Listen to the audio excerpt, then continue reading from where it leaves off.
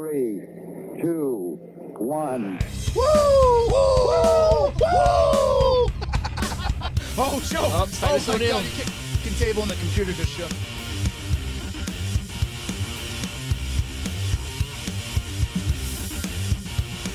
It is, no one was mad that you cut the whole You can go anywhere. What do I do with that? Yeah, and the Macho Madness and the Hulkamania. On top of that, you're the best wrestler of all time. So I absolutely adore you. For being the cream of the crop, yeah. Let's go! Fucking idiot, you have no idea what you're fucking talking about. God. They were saying Sony apparently said that the PlayStation 5. You fucking suckers! Is that the end of it? Or every pixel of the game engine into the face. Can't say That Dallas. Stupid. What did you know? When that's like part of my Christmas.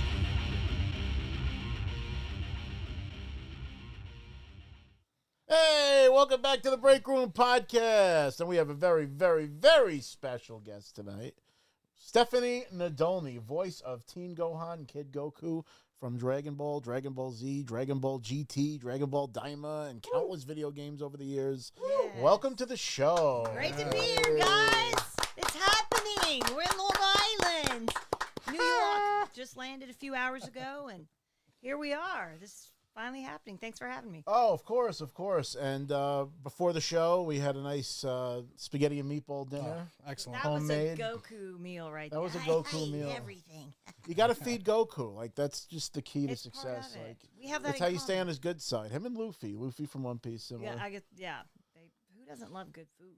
Oh man, home-cooked and I'm meal? Italian. I mean, it's part of the whole package experience. The only I thing I was love missing it. was the cappuccino and the crumb Oh, I cake. could That use a was about it. cappuccino Right. right now. Oh, And the my night is young, so That's we never it. know what could happen afterwards. Perhaps, but so you voice, of course, Gohan, Teen Gohan from Dragon Ball Z, Goku in original Dragon Ball, which is the origin show. So a lot of people started like I did with Dragon Ball Z, didn't even know there was a previous show.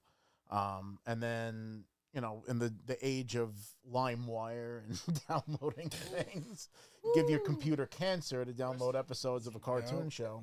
Right. And because I used to get really frustrated because I absolutely loved Dragon Ball Z. I remember when Toonami first started, they first started showing episodes in Dragon Ball Z. They like replaced the time block of like Hanna-Barbera cartoons with these Japanese cartoons.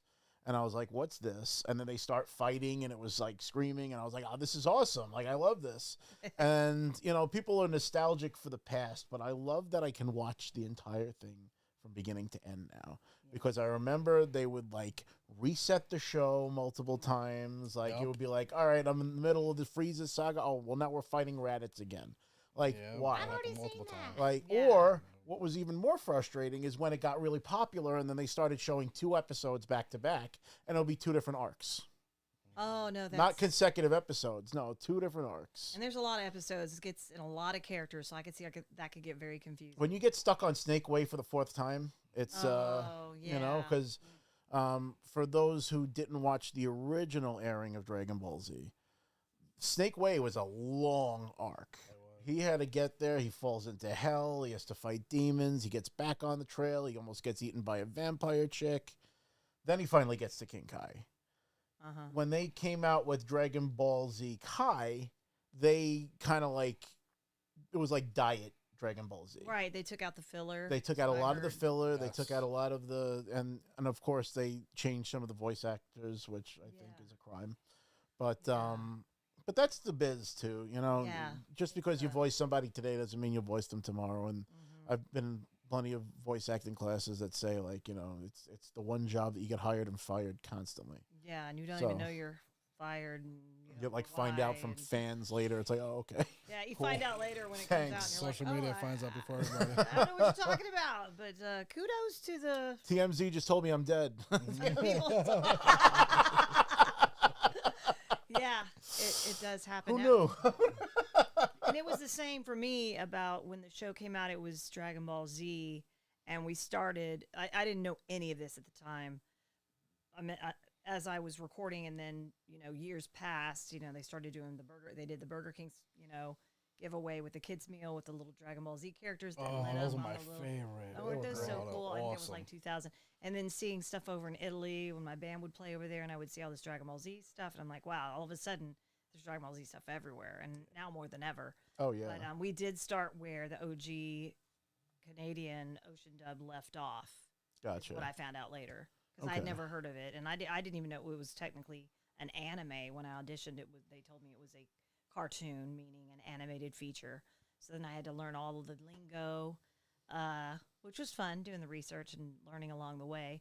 But I didn't know there was a Dragon Ball either until well into Dragon Ball Z. And then when the characters, my characters grew up, specifically Gohan after the Cell Saga, Gohan the voice is Kai Labor, who is the adult version of Gohan. So then I didn't really know what was going on at all anymore because I didn't really watch it. And then if I did want to watch it, it was on a VHS tape.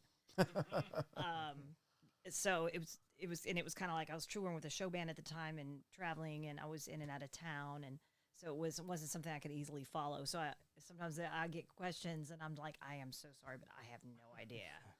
Like, what if this one would have? What if this guy would have blasted this guy? Man, if it was an alternate universe, and my head just starts spinning. I'm like, I don't know how to answer this question. It's like the Star Wars actors. They come up with them like, Yeah. how did this happen? It's like, If I'm they an weren't in actor that kid. scene, Like, they said, cut, and that's it. Read this like this. That was the end of Han Solo. That was it. Yeah. It's like- and I was confused because I did see that movie where he does die or something happened. oh yeah, the new Disney Star I Wars saw movie. something Ugh. and I was so confused because I saw the original Ugh. Star Wars when I was a little girl with my stepbrothers and my stepbrother and my stepdad. I was the only girl. I was just like, what is this? Which is really cool to have seen that in the theater in 1977, when it was first released. But yeah, that's a lot of as a voice actor, we just kind of show up, take direction, knock it out, be efficient, be focused, and then we're kind of done as far as like the work part of it. And then it's up to post-production and whatever happens afterward, sound effects, music, and all of that kind of comes in later. And then you don't really see the end result unless you just pop in a videotape or a DVD. And then of course now I have the Crunchyroll app and I can stream it. Have you watched it through now since you own the app, or? I haven't watched Dragon Ball Z all the way through, but because it had been so long and I was asked back to reprise the Goku mini role in Dragon Ball Daima last year, I was about to come out of my skin. So I couldn't wait. Like, it had been 16 years. I'm like, oh my gosh, this is so cool. I never thought this would happen.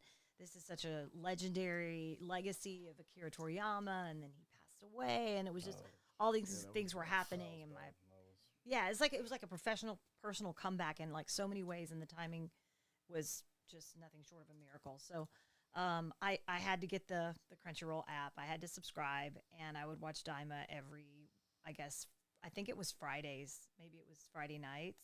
Or no, I think it was like Friday at like noon. It was a weird hour. But I was able to watch the show once a week. And then now it's on Toonami. I thought it was a lot of fun. It was. I liked Daima. It had And a lot of it reminded Dragon me Ball. very much of Toriyama's original work with Dragon Ball, where it's fun. It's like it has fun. action, but it's character driven too.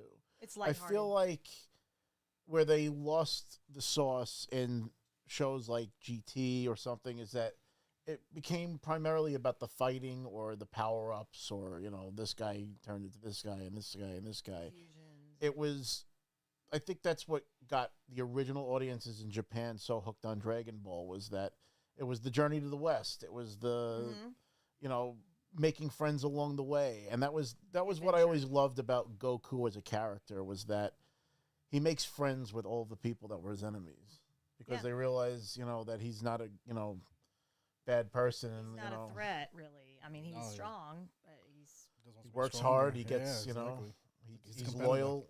He's a good guy. pure of heart. So he was like one of my first favorite anime characters of all time.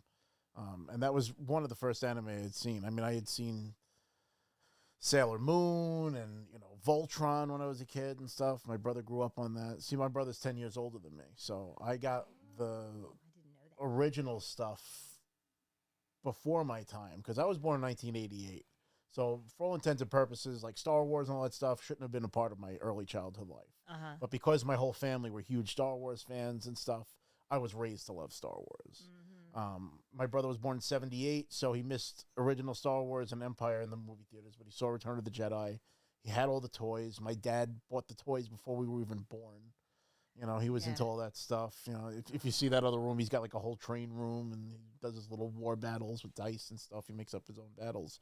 But like that's kind of like where I got my collecting from, and you know, we always had like a love for toys and collectibles and stuff like that. And it's like being a big kid.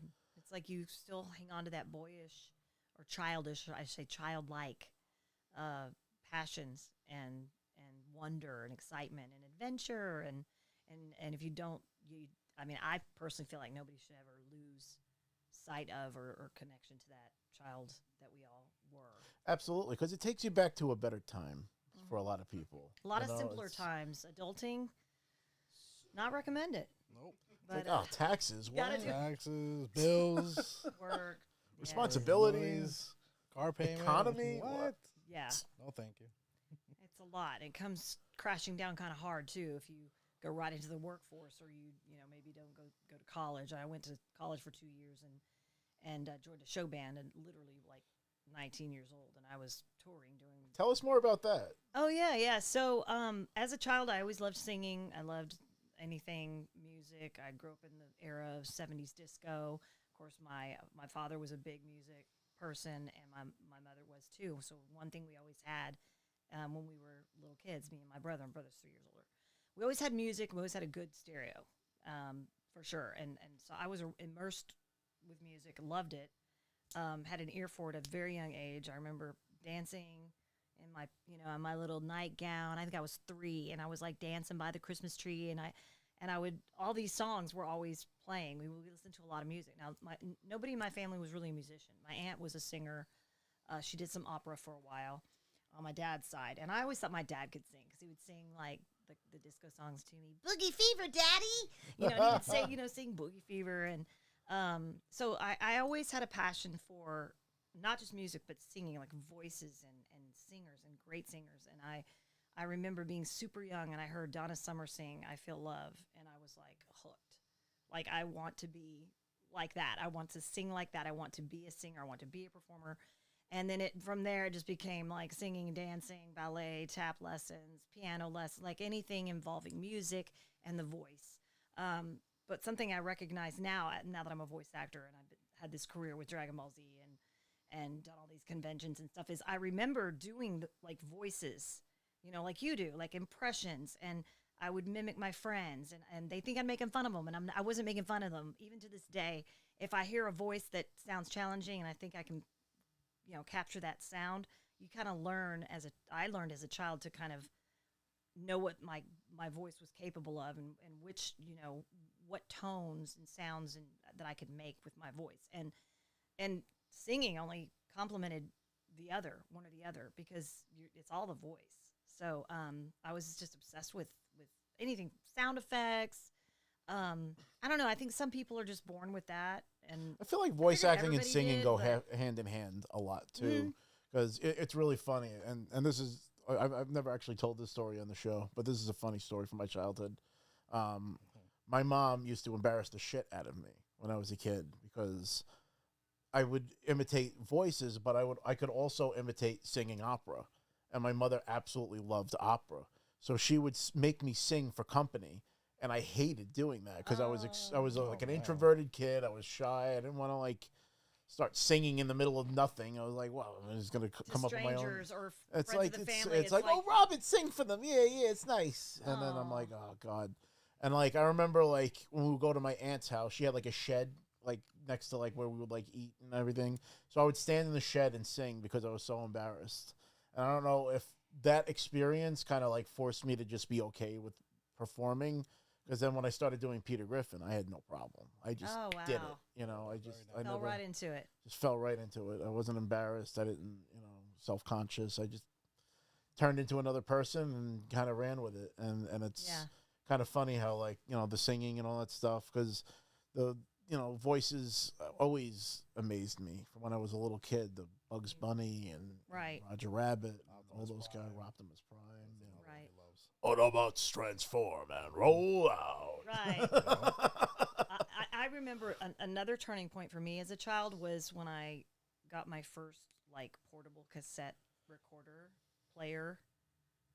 I did nothing but that on my free time after school all summer long, aside from riding bikes all day till the streetlights came home. Of course, I did that too, but I was obsessed with this thing. I would record, I would make up songs, and I would play the piano, and I kind of started by playing by ear just from listening and really having a thing for that music and really kind of learning on my own, and then later took lessons so that I could learn, the proper way or whatever you consider the proper way. And I would write poetry, and I would record different voices, like you were saying. I would mimic and come up with my own like wacky, weird voices. And then later, as I got older, I guess into middle school, a friend of mine lived nearby in a small town in southeastern Oklahoma, and I would go over to her house, and I'd bring my my cassette recorder. At that point, I'd gotten one that had a radio with it. And you could record off the radio, and I just thought it was the coolest thing ever. So we would sit in her room and shut the door and do these little interviews with each other, and we would trade off being the interviewer, and we wrote like a theme song, and we would sing this because she was also a singer. She was in choir, so that's kind of where I got my first real taste of like, wow, like I didn't realize at the time that it's voice acting, but that was when I really felt like I had a passion for it. But the singing in this kind of came first, and then I learned how to sing in character voices, which I found to be even more fun. So as I got older, I started writing novelty songs. I was a big Weird Al fan, so I wrote parodies. Love Weird Al. Yes, Love I Weird Al. thought that was just such a great talent. I still love Weird Al. I do too. I saw him in concert in Fort Worth, and I got to go meet him and his little kid at the time, and I wanted to tell him my story so bad. He didn't know me from Adam, right? So I'm like, I just want you to know that I love what you do, and I've been writing parodies and jingles, and I just think it's the coolest thing. And I've always parody jingles in like the car while I'm by myself. Or in you'll the change the shower, lyrics, and or it's you'll like, mishear a lyric, and then I'll do a good job, and I'll be like, why the fuck didn't I write this down? Yeah. It's good. Yeah. It's the worst. I have so many good ideas, and I just forget them. I always say I have a great memory. It's just very short. Yeah. My first one was a song by when Britney Spears was popular, and I called it Broccoli Spears, and it was a song about vegetables. And so I started writing squash and tomatoes, corn and potatoes. And the next thing you know, I wrote the whole thing, and I was able to shop that to a radio station that did like morning show radio, and they would buy the service. It was like a radio comedic service, and you could buy the service. And it's broccoli, bitch. It's broccoli, bitch. And I happen to love broccoli. Like I've been eating broccoli since I was literally. Oh, me too. I always used to pretend like I was a dinosaur eating little trees. Yeah, little trees. Yeah. That was the first one I started writing and actually completed and was able to go in and record it and kind of shop it around. But really, it was kind of more doing it for fun. But if you can have the talent to imitate the original artist, that makes it even funnier. That was another one. Elvis was another one that they used to highly recommend. When I was in high school, there was like the list, like people would, and it was like I wasn't popular, but I was known for the voices, and sometimes people would show up because they knew where my locker was, because you see people their locker every day hanging out, yeah, and they'd be like, give us an Elvis, give us a whatever, Oh yeah. And like I would, give them whatever little, blip. But I wasn't famous for it or anything. It was just, But you were known. You became but I was known. kind I of was your known. own Through character. people would be like, "I'll do it for him," and be like, "All right," My earliest actual performance, it wasn't really for the audience were my friends in school. I was obsessed with Donna Summer. I remember I got her Live and More album. Gonna have some hot Right, stuff, with baby, 2 to see. records in it, and I learned front to back on both of the albums, the records, and I would give concerts at in kindergarten and first grade on the merry-go-round. Like that's just what I did. That's so funny. And I just loved it, and I just was just so. Chris into has his it. own version of that. He plays a game called Elder Scrolls Online. And he Oh, plays his guitar and sings in the Really? town square, and people tip him money in the game. I love And that. like he became like kind of notorious in the game for being the Jackie Sangria, I believe is his character. Yeah, that's the gimmick. I pretty much I panhandle in the streets and I beg for money, and like I'll sing songs, I'll take requests, and it's not. There's no real actual monetary value, but in the game, I'm like a millionaire. In the game, I'm doing great because people will donate like 1 million coins, and then you start getting hecklers. So I've learned how to deal with the hecklers too, and Oh, I love had that. to come up with a whole shtick along with it. You know, bitch ex-wife. It's all fictional. It's not. It's all part of the shtick. But Yeah. yeah, it's fun But the stuff. merry-go-round, can you imagine going around and around and there's like all these kids around and I'm in the middle and I'm singing, trying not to fall down. And I remember the teachers were like, she's an odd duck, that one. But you know what's funny is I got older, I actually developed stage fright. Really? Yes, because I had, what was really hard for me was auditions for like the show choir and things like that. I would just, my throat would close up and I would swallow constantly and my feet would kind of move around and I would just get, for whatever reason, there was something about that. I think it's also because we moved every 2 to 3 years and I was always a new girl and I never felt like I fit in and I was a misfit. And now I'm like, hey, I'm a misfit, and, deal with it, right? But I remember I knew I was going to have to get over that. If I was going to perform, live in show bands or record music and, do concerts or whatever it was that I was going to do. So, and it's weird because it's like I wasn't scared of that in school. I think because they were my friends and I felt comfortable around them.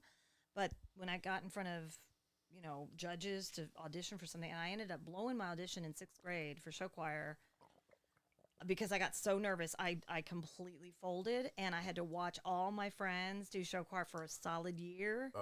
But let me tell you, that stuck with me. And I was there early, ready, and I was able to shake it off and make show choir for 7th Nothing grade. builds character like trauma. It really did. Because I had to learn how to, when you're in the moment, you got to seize the moment. You got to figure it out. And then that's what and that built on that because then when I was a professional singer, you pretty much got to put whatever you're going through away, and it's all about the show, and it's about the audience, and it's about your smile and doing all this visual stuff and the choreography and the dancing and the costumes. And I loved it. It was a great place for me to start out because I learned a lot about showmanship, sharing the stage with other musicians, really tightening up harmonies and singing with lots of other singers and really learning how to perform and not lose pitch because everybody's really loud and you have to learn how to train your ear to sing live because this is way back before inner ear monitors. And this was like just loud. You might not hear yourself at all. Yeah. The show must go on. Okay, if you're sick, you're puking in the back, you're changing costume, you jump back up on that stage. And I think that childhood moment stuck with me, knowing that the show must go on, literally. I was in a play in a middle school. No, God, I'm all over the place. College, where I think it was Bye Bye Birdie. I played Kim McAfee. Yeah. You were? I loved it. I played the dad. I had to sing the kids. I don't know, kids today. Yeah. Yep. And I got so excited at the intermission to go see my mom at the break just really quick before we would get ready for the second half. And I went running through this door that was kind of cracked open by one of these little things supposed to hold the door. Well, it was extremely sharp, and it ripped through my leg. Oh. And there was blood everywhere. And it's like, oh, my God, it's intermission. What are we going to do, right? Because it's a prominent role. So what did I do? We got back there. Somebody came out and said, is there a doctor in the house? Turns out there was. So a doctor came back and kind of wrapped it up, and I got back out there and singing. Left the audience in stitches. Then straight to the ER. My mom was waiting. Straight to the ER. It was like 47 stitches or something. They had to wrap the skin over, and I had this really bad scar. But it's like, I think I learned at a young age that you basically gotta suck it up and just do the show. Buck up, buttercup. Stephanie, I mean, I had a question. You talked about auditioning. How did you come across or get into Dragon Ball? What was that like? What was that audition process like? The origin stories are fun. They're all different. For me, I was already singing with Vince Vance and the Valiants regularly for, at that point, a good 7-8 years. And I started singing with another band. It's a Grammy Award-winning polka band called Brave Combo. They actually won a Grammy. They're amazing. And we would open up for each other at all these, festivals and German Fest and all these different things that were going on all over, mostly all over Texas and sometimes out of state. And I met the lead one of the lead singers was also a songwriter. His name's Carl Finch, and he and I started working together on an original project. And one of the fans, I found out all the details later, but one of his biggest fans, Barry Watson, was a producer, director for DragonBallZ, and and things like that. And it was capturing the data in Canada and bringing it back to Texas. And he was at one of the sessions where we were recording for an album, and I guess he noticed something about my voice and said, "Hey, do you do voice acting?" And I said, "Oh yeah, I do musical theater. I do some stuff for Jimmy Toys." Started doing soundbite like sessions where they take your voice and you sing like a character, and then they put it in the little toys, and then they run, they dance around. It's like beginning to look a lot like Christmas and stuff like that. And and then I did a small stint with Chuck E. Cheese as Helen the Hen, the singing voice only, which is kind of weird. Yeah, do you remember that, the animatronics? Yeah. The freaky stuff. Oh my Now it's Five Nights at Freddy's. So Barry gave me his card, and I gave him my information. And of course, I had so many people do that over the years. I never took anything seriously unless something really was going to happen, right? And so I was called in about 8 months later to audition for DragonBallZ. I showed up in, I guess it was October of 1998, and I just did like a regular audition where you read the sides and you pick a character or two that you think you might want to try out for. And I tried out for Bulma, Puar, Chi-Chi, Chaozu, all the females, basically, or all the female-like voices. Sure. Okay, And before I left the session, I felt like now it's like American Idol, but American Idol didn't exist at the time. But there were three judges, and I was like, here we go again, 6th grade show choir. We got to do this, pull it together, and have some fun with it. And they asked me to do the voice of a young boy, and I'd had plenty of practice teasing my brother, and my family over the years. So I threw out a young boy voice that was probably similar to what Goku is now. How's this sound? Guess not. Just something silly like that. And then they said, can you make it raspy? I said, sure. I sing Aretha Franklin. I can, what you want? So I added some rasp to it. And then that was it. And I think within the week, I had an answering machine. It's taking you way back. I had a message on my answering machine. I was traveling with the band and got back home and had gotten a call that I was cast as Gohan. And I was like, yes, who's Gohan? What is all this stuff?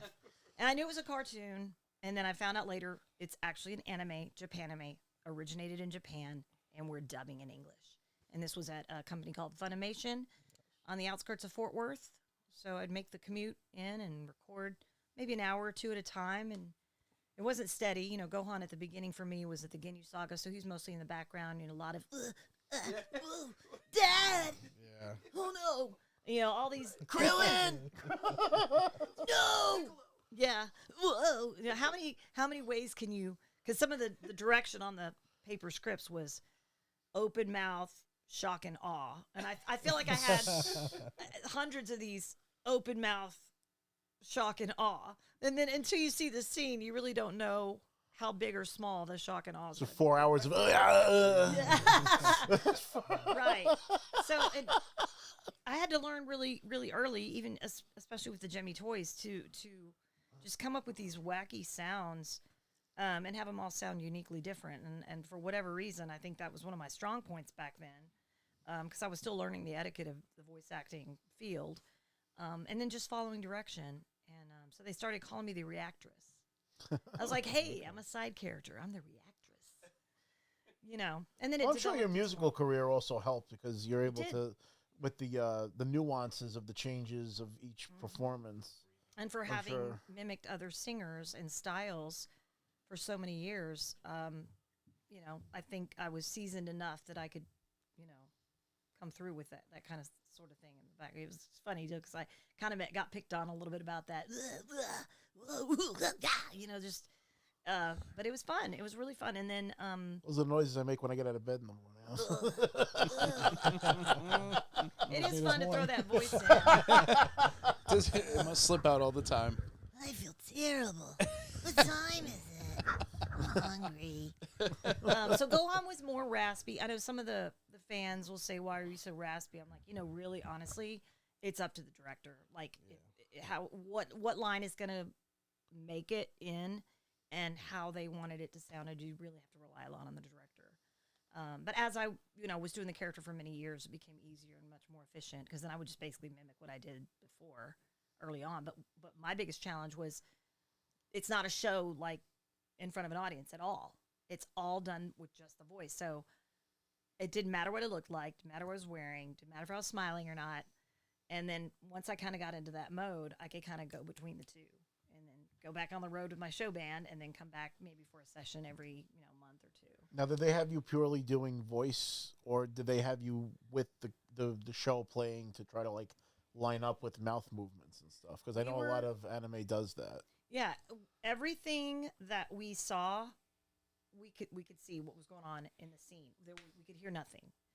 I didn't voice mimic. I didn't match anybody. I wasn't asked to match anybody. Some of the other voice actors, I found that they were actually asked to mimic certain voices that had already been used in Canada. For me, it was just a blank screen. It was just a blank slate.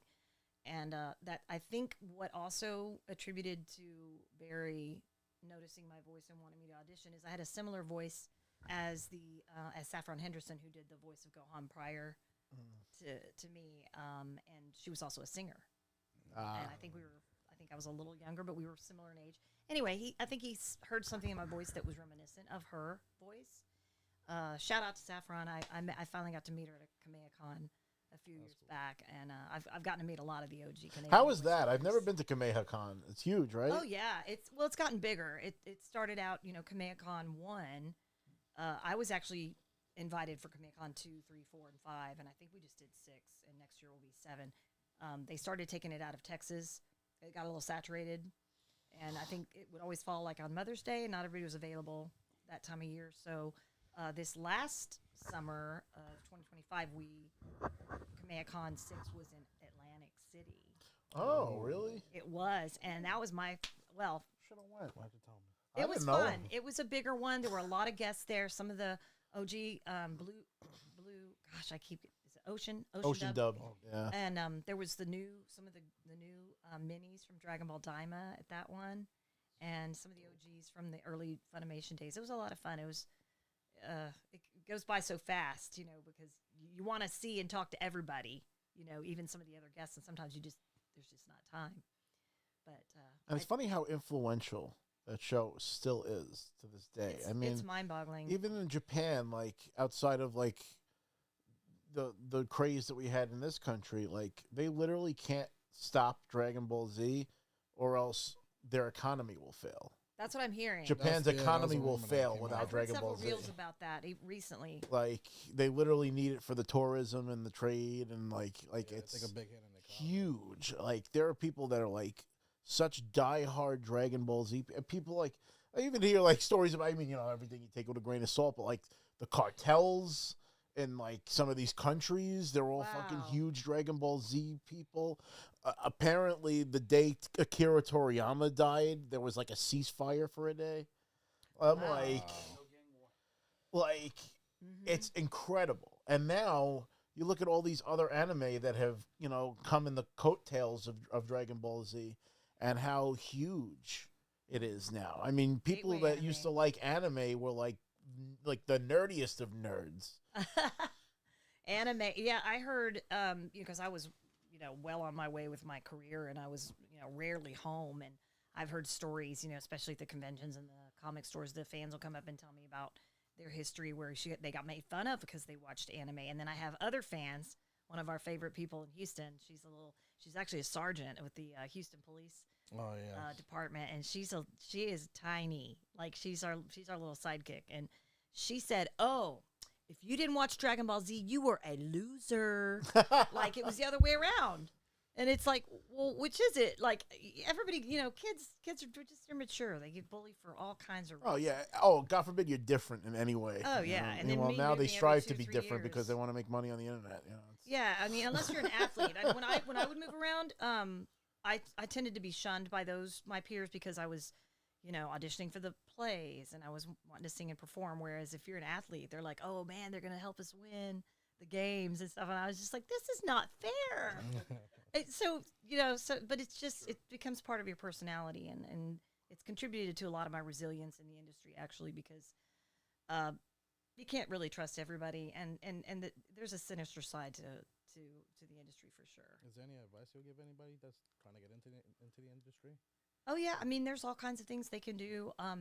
Now more than ever, there's workshops, there's classes. Some long-term seasoned voice actors are doing workshops and classes. Acting lessons is at the core of it, though. You really have to know the acting side of it, and then develop your voice and find something unique about your voice. And there's websites you can set up profiles for, like Casting Club. There's Upwork. There's Fiverr. There's really more than I even know about, where they can audition for, maybe it might not be paid or might pay just a little, but it gets you in that routine of what it's like to audition and edit your files. So there's the technical side of it, and then submit for auditions. That way there's video games, narrations, audiobooks, commercials. If you've got a resume and you've got quite a good resume, I would suggest trying to see Video games must be labor intensive too, because like when you think about how many hours of gameplay you put into a game, and there's dialogue provided for the entirety of that experience, it's like, you don't think about it, but like, you play something like God of War, and like he's grunting and he's like doing this and that, like you were talking about, and it's like there are some subtle noises that you don't even think about. That's why you need to be able to act. Right. Because you need to, it's not just about making a voice. It's about bringing something to life. Right. Something totally through animation, and it's funny how I've always wanted to be a voice actor, but I keep getting roped into regular acting. When I was to college, I actually went to school to be an elementary school teacher. That's what I got my degree in and everything.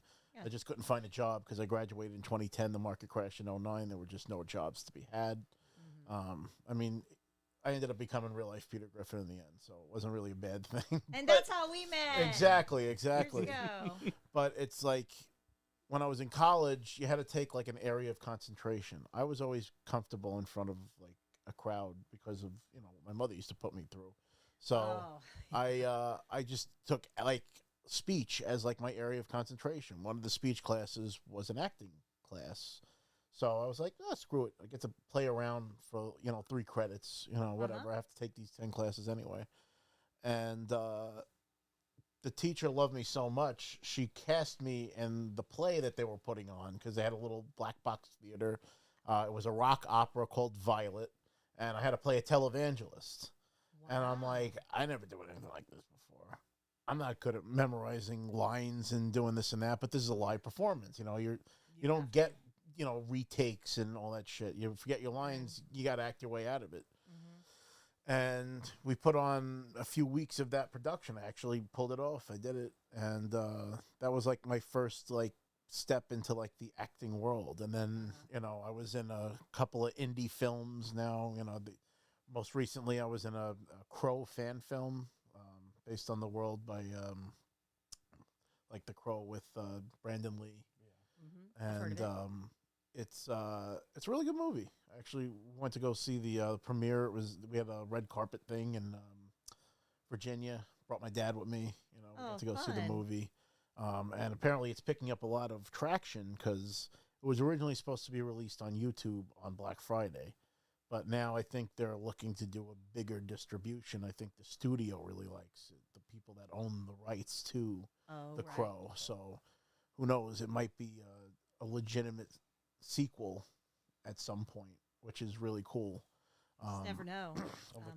People loved my performance in that, which was different, and it was nice because it's a different character. Like I've been doing Peter Griffin for 13 years now, and it's like to be able to do something different.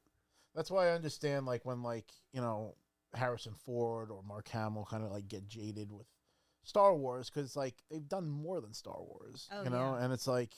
It's nice to be known for something, but like they're not just a one-trick pony. Right. Yeah. Yeah, and that can happen.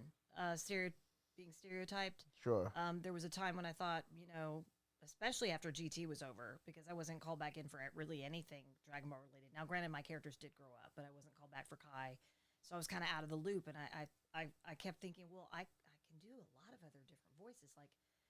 And they don't necessarily know that. So sometimes you have to tap people on the shoulder, or you have to submit a demo, or you have to get creative, or you have to find an agent that can maybe be a liaison to help you kind of get back into the industry, or into maybe in another studio, or in LA or New York, or, you have to, what I learned is in my youth, I always felt like there was a limit, like that there's a sky and there's a limit. Like that's just the way I was raised. I'm a very strict stepfather, was very military, and it's like this is this, and everything was practical. And I was just like, we were like oil and water. I'm like all create a ball of energy, you know. And I was the only girl. I had, you know, 2 stepbrothers and a brother, and so it just that was never going to work for me. And so when I got out on the road, and all of a sudden I see this entire world, and I'm traveling, and I'm seeing other states and other stadiums and meeting all these people, and I started to realize that, you know, there's no reason to limit yourself. And so now, even now as I'm older, I'm like, I'm just not going to limit, because why would I do that to myself? Why would I stand in my own way? And I found that I was like standing in my own way without kind of meaning to, you know, even just the decisions I was making. I was like, you know, why am I, you know, self-esteem issues from being new and moving around a lot. And it's like that you just leave that in the past, you know. And so I've really had to do a lot of inner work to really realize that, you know, don't shut yourself off from things, and keep dreaming. And because some of those things can really happen. And Dragon Ball Daima, you know, came around, and that was my opportunity. And I stayed out of it. I didn't try to push anything. I really wanted to be selected genuinely, like without any influence. And I was prepared to not get the role, and I got the role. So it's like, it's just a reminder that, you know, you got to stay strong and keep that resilience and keep following your dreams and your goals. And even if you aren't doing exactly what you want to do, you're paying your bills, well, do it on the side, do it on your free time, you know, develop whatever it is that you do. And if it's creative, then there's multiple ways to go about doing that. And so I think that was one of the biggest lessons that I've learned. There's something that Jim Carrey said that always resonated with me, where he always talks about his father being like very funny, like ever the showman, probably funnier than him. Like, you know, he was like his direct influence, and he worked a job that he hated for many, many years, and then he got laid off, and it was devastating to him. And it's like, he spent all those years doing something that he was miserable at, and he failed anyway. Might as well try the thing that you like, because you know, if you're gonna, you know, you could fail the thing you hate too. So might as well try the thing you know, right, your passion. Right, and that's kind of where the Peter Griffin thing kind of was born from. So it's like, you know, being somebody else always kind of like intrigued me. So you really are using your acting chops and your vocal skills, your voice acting, your impressions, and you know, and that's another thing I learned, was that because I started with music and singing, and really got a feel for the rhythm and how things take place with music and all of the theory, I could apply that to the dubbing process of matching flaps and the memorization of song lyrics. That got me through with flying colors in high school and college, because I could remember anything.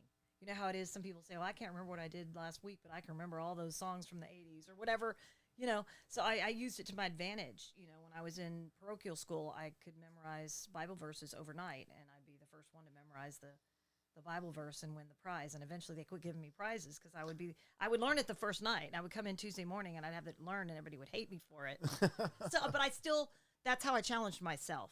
Like, I didn't really do it for the prize. Like, I really wanted to succeed. I used to do it for the prize. Like, I would do the memorization stuff. I remember when I was in high school, it was brutal. I had to like memorize the intro to the Canterbury Tales in Old English. I'm like, wow. Did it though, out of spite, because it was a competition between 2 English teachers, my English teacher and the other English teacher. The other English teacher was this guy that was a complete dick. And he was a dick to my brother 10 years before. And he like basically told my brother he'd never amount to anything when he was in high school. Man, so I was like, now I gotta back then. I gotta prove this guy wrong. So I ended up memorizing the thing, and I was the only one out of the 2 classes to do it. So my teacher kind of won the bet, and I was happy about there that. You go. Just to make him whatever lose. Your motivation is. To I make did that him with lose. the preamble. I learned a song in my brain, and then Spite's a powerful motivator. Yeah. The teacher wanted me to sing the song, "We the People in the United States." Like, and I was not going to do that. I was a new girl, and I was not going to stand up in front of the 8th grade, in the middle of 8th grade, and sing the song that I taught myself the preamble. But it became a tool for me for learning and memorizing lyrics, and then being in plays and musical theater, you memorize your lines, and you kind of have to figure it out if that's what you really want to do. And it's gotten me through a lot of tough situations. You gotta know how to BS every once in a while. Yeah, fake it till you make it. It's really, you know. Yeah. And I think that's the secret recipe to the Peter Griffin thing, is that it's like, my improv skills Right, kind of like, improv. or what help bring it to life. Because I would love to. I used to mess with people and be like, I'll go up to a Batman cosplayer and be like, "Hey, Batman, when are you gonna kill the Joker? How many people have to die? You know, Yeah. before you do something." And like people would just get tongue tied, and and they'd be like, "I don't know what to do." And it was becomes just like kind a of funny. And that's when I challenge. realized it wasn't something that everybody could necessarily do. Right. Right. I figured everybody could do it. Like all the kids could do this, right? Like you can give a concert. You can give a concert at age 6, 7. Yeah. Anyone.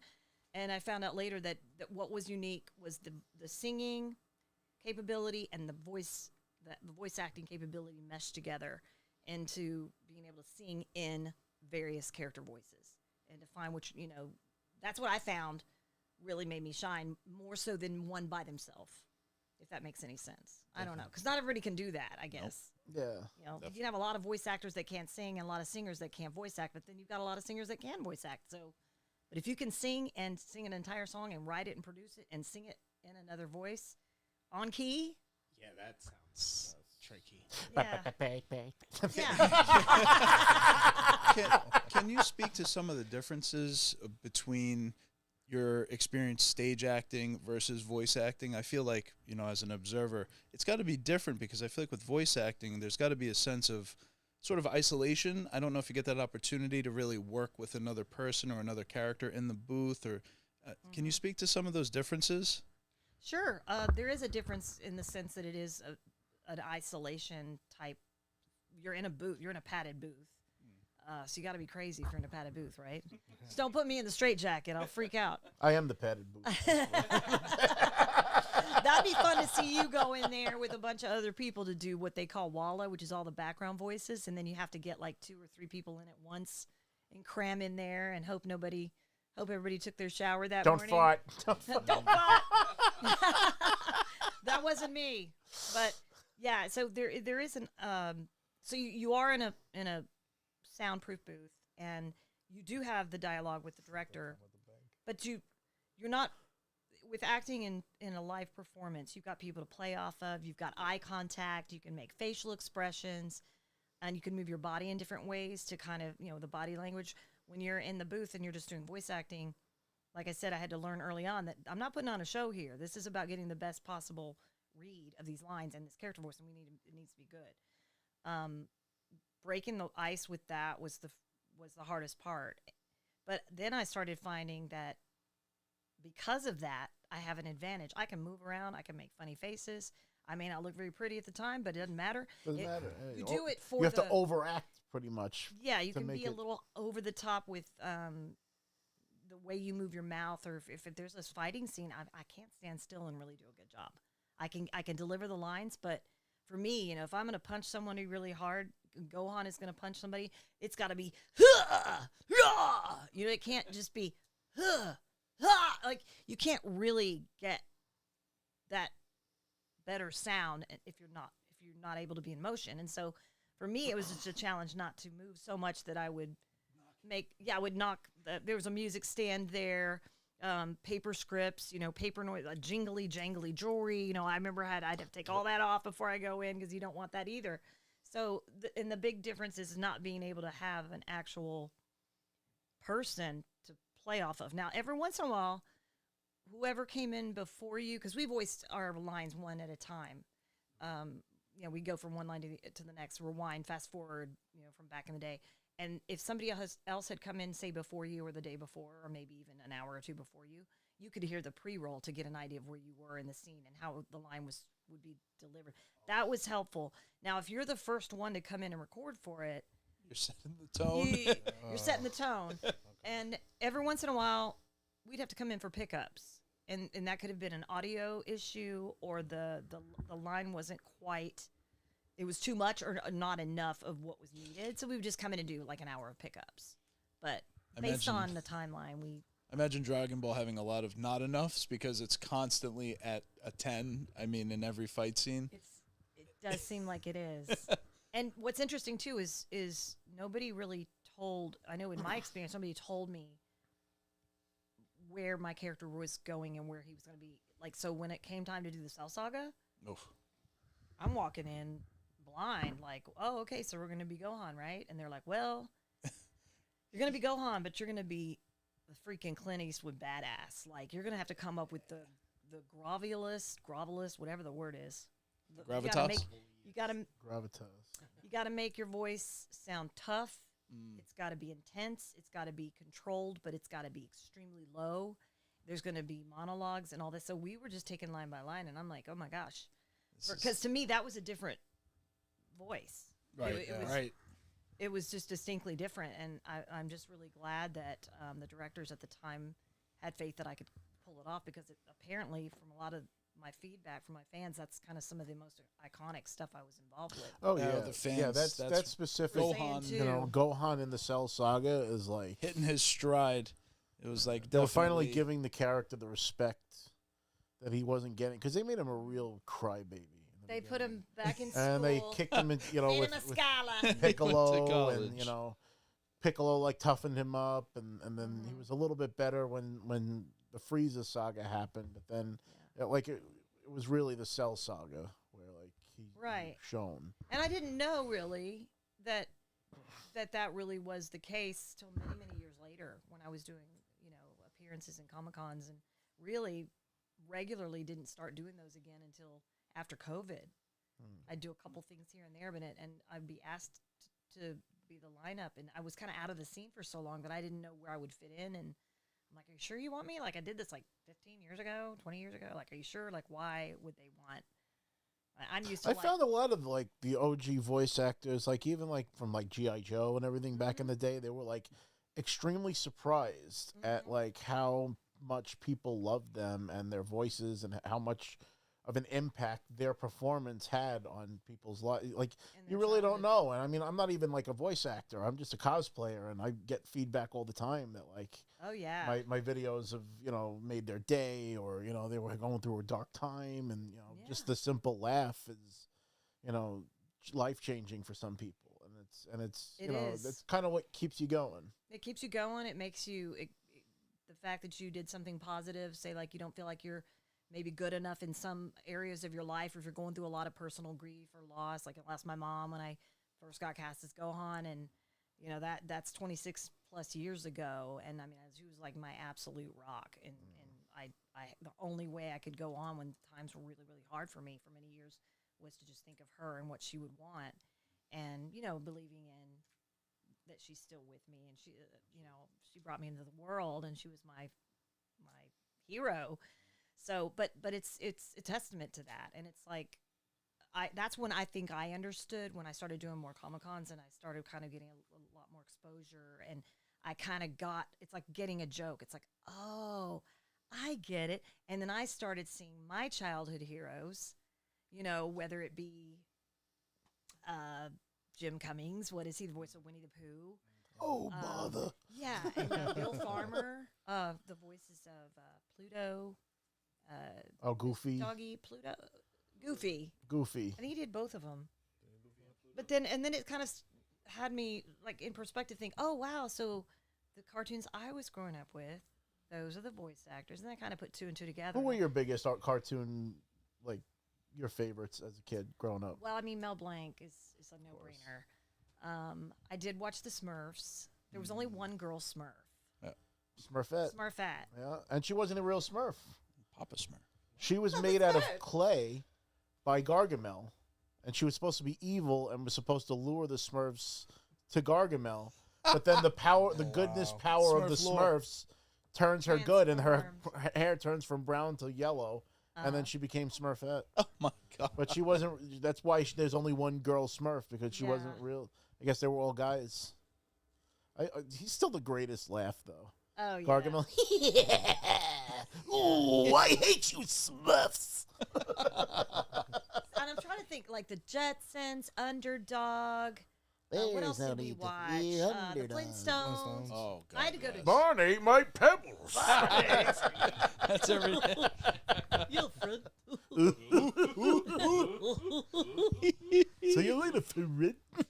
But putting that together in my career is kind of, and a lot of people don't think about it, but I totally get it now. Like, I get why their voices are iconic. I get why when kids grow up with a show that they watched for many years and did get them through hard times, then there's an even deeper connection with the fans. And you close your eyes, and it's just like it's like talking to the character. A lot of the voice actors I've met, like they're just speaking voices the character they played. Like when I met the guy that played Duke from G.I. Joe, it was like, oh wow, talking to Duke. It's like, this is nuts. So I met the people that did the voices in Red Dead Redemption, which is a video game, a cowboy video game, and talking to them, it's just like hanging out with the characters that you've grown so accustomed to. It's like meeting an old friend that you never actually met. Right. Stephanie has the Kamehameha, which is probably one of the most iconic anime phrases ever. So that people must ask you all the time, can you do it? Can you do it? Like,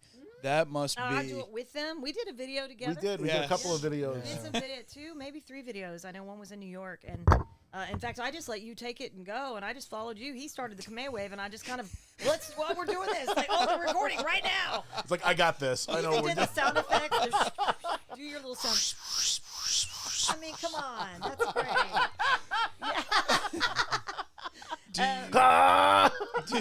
I'm like, okay, here we go, and and I think that's that on-stage presence, things that we learn through our theater background, is just kind of jump in the moment and just do it. I like having fun. I'm a big kid. I don't give a shit how old I get. Right. Growing up is optional. Yes, that's true. And that's like, I like making situations funny and fun. And light. That's why I enjoy going to those conventions, because like, I get to mess with everybody. I love messing with celebrities.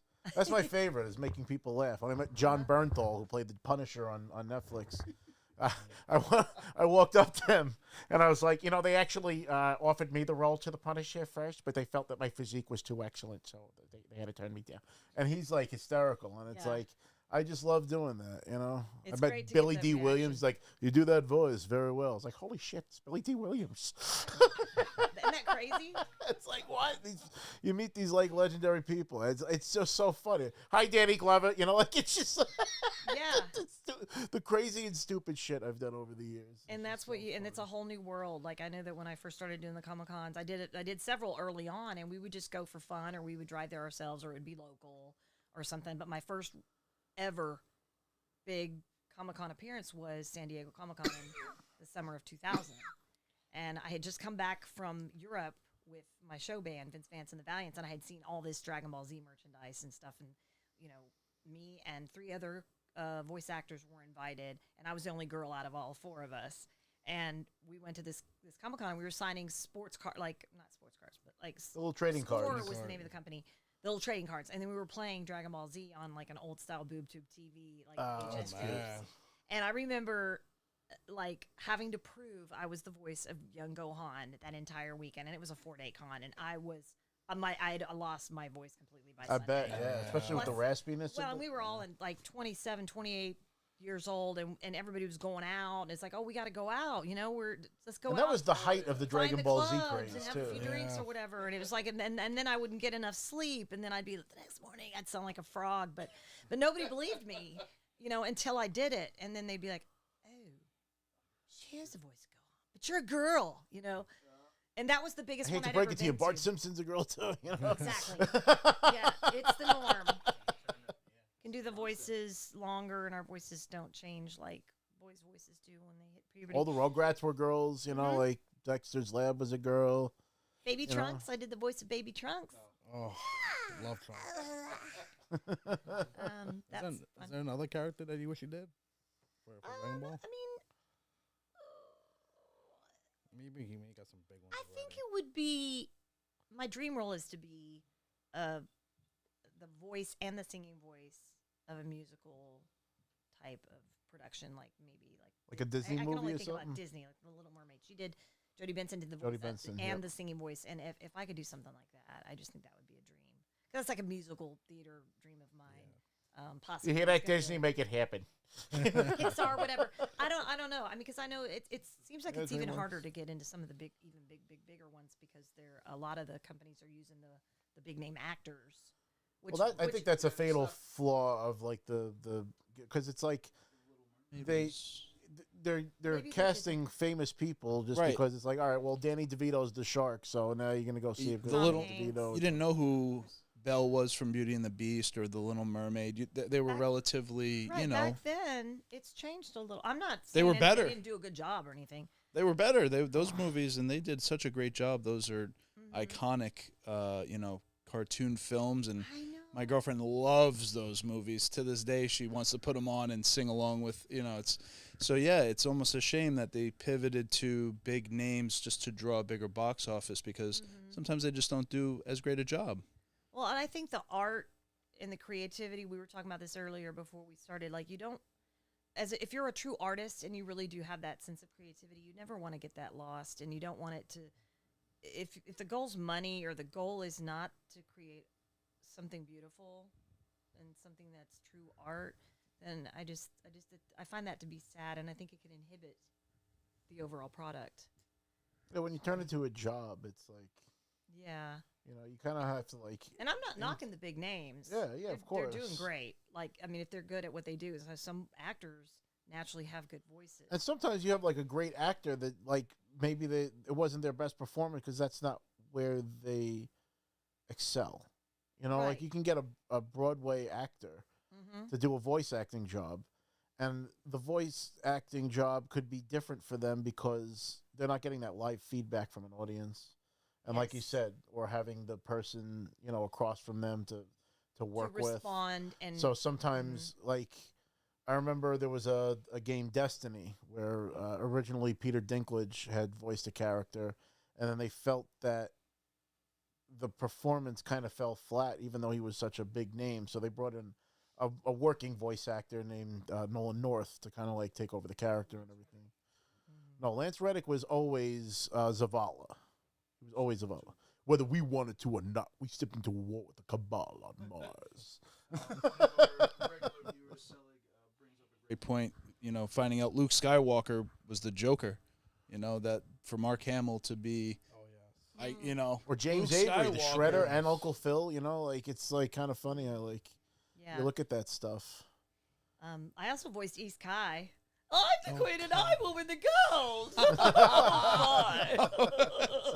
That was a chance thing. That's total trivia for you. I was already at the studio. This was probably 2002. I don't even remember, 2002, 2003. I was already at the studio. The directors had already kind of had an idea of who they wanted to go with for the voice of East Kai. They showed me the character, what she looks like, and I just literally blurted out something completely insane like that.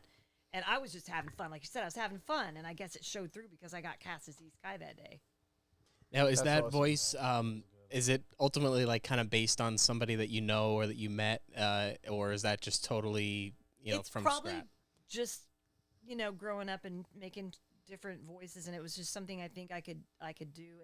I think I can't really pinpoint who, but maybe like, isn't that kind of a voice of one of those old shows, Green Acres, or one of those shows where there was heavens amidst well, girls.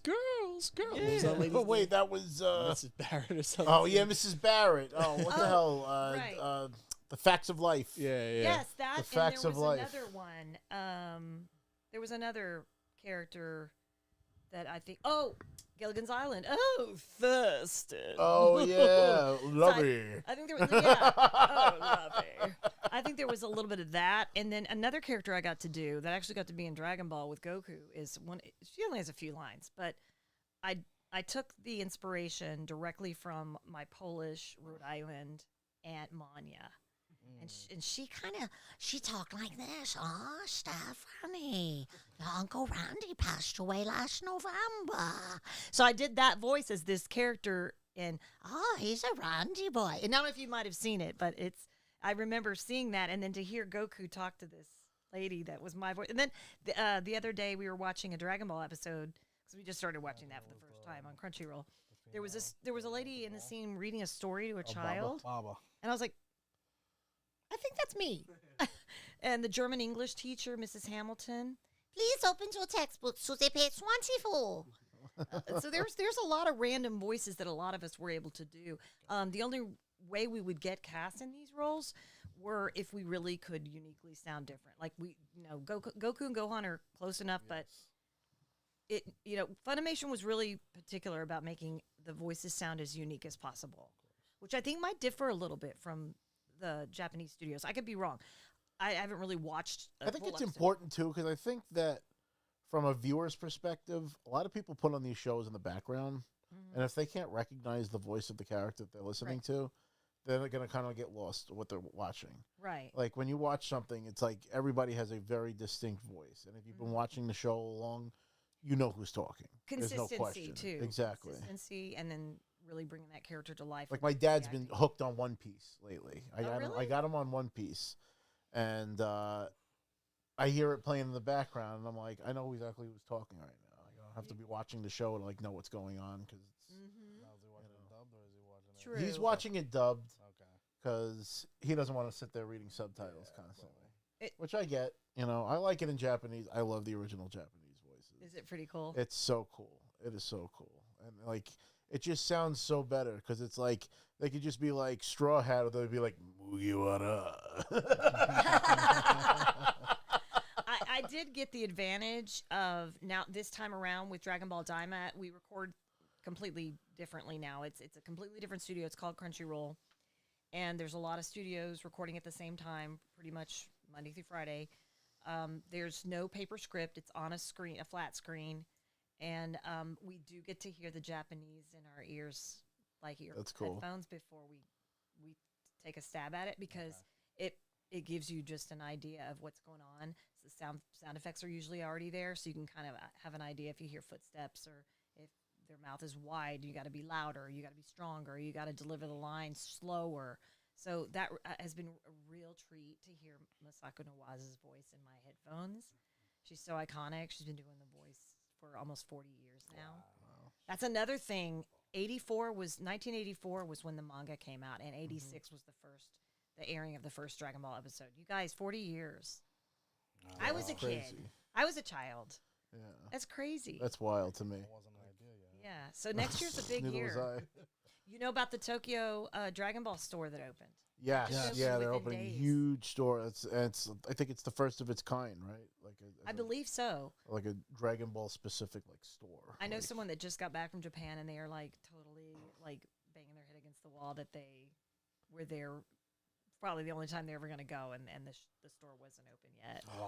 They're just heartbroken.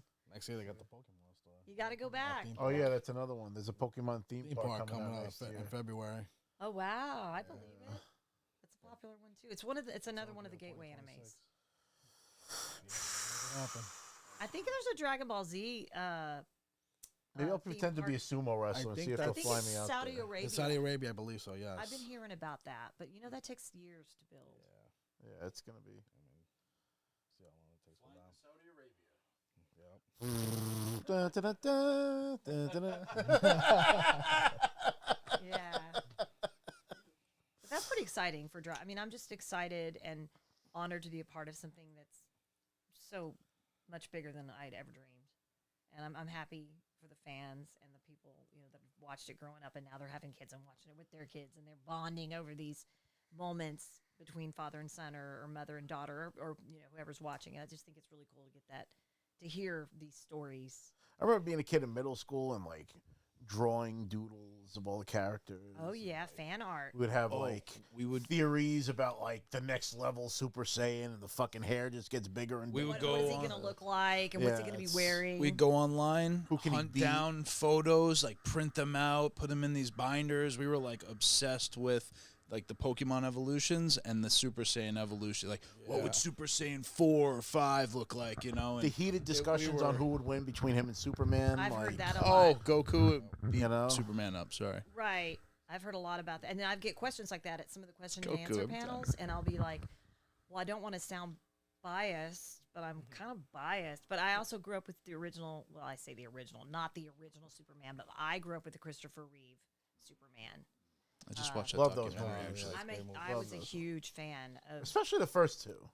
Oh, they were so good. The first two were coincidentally, when we flew in from Dallas Fort Worth, my manager and bestie and right hand, left hand man, we watched the new Superman, the newly released. When I say that, I came out liked a it. couple months I ago. thought it was cute.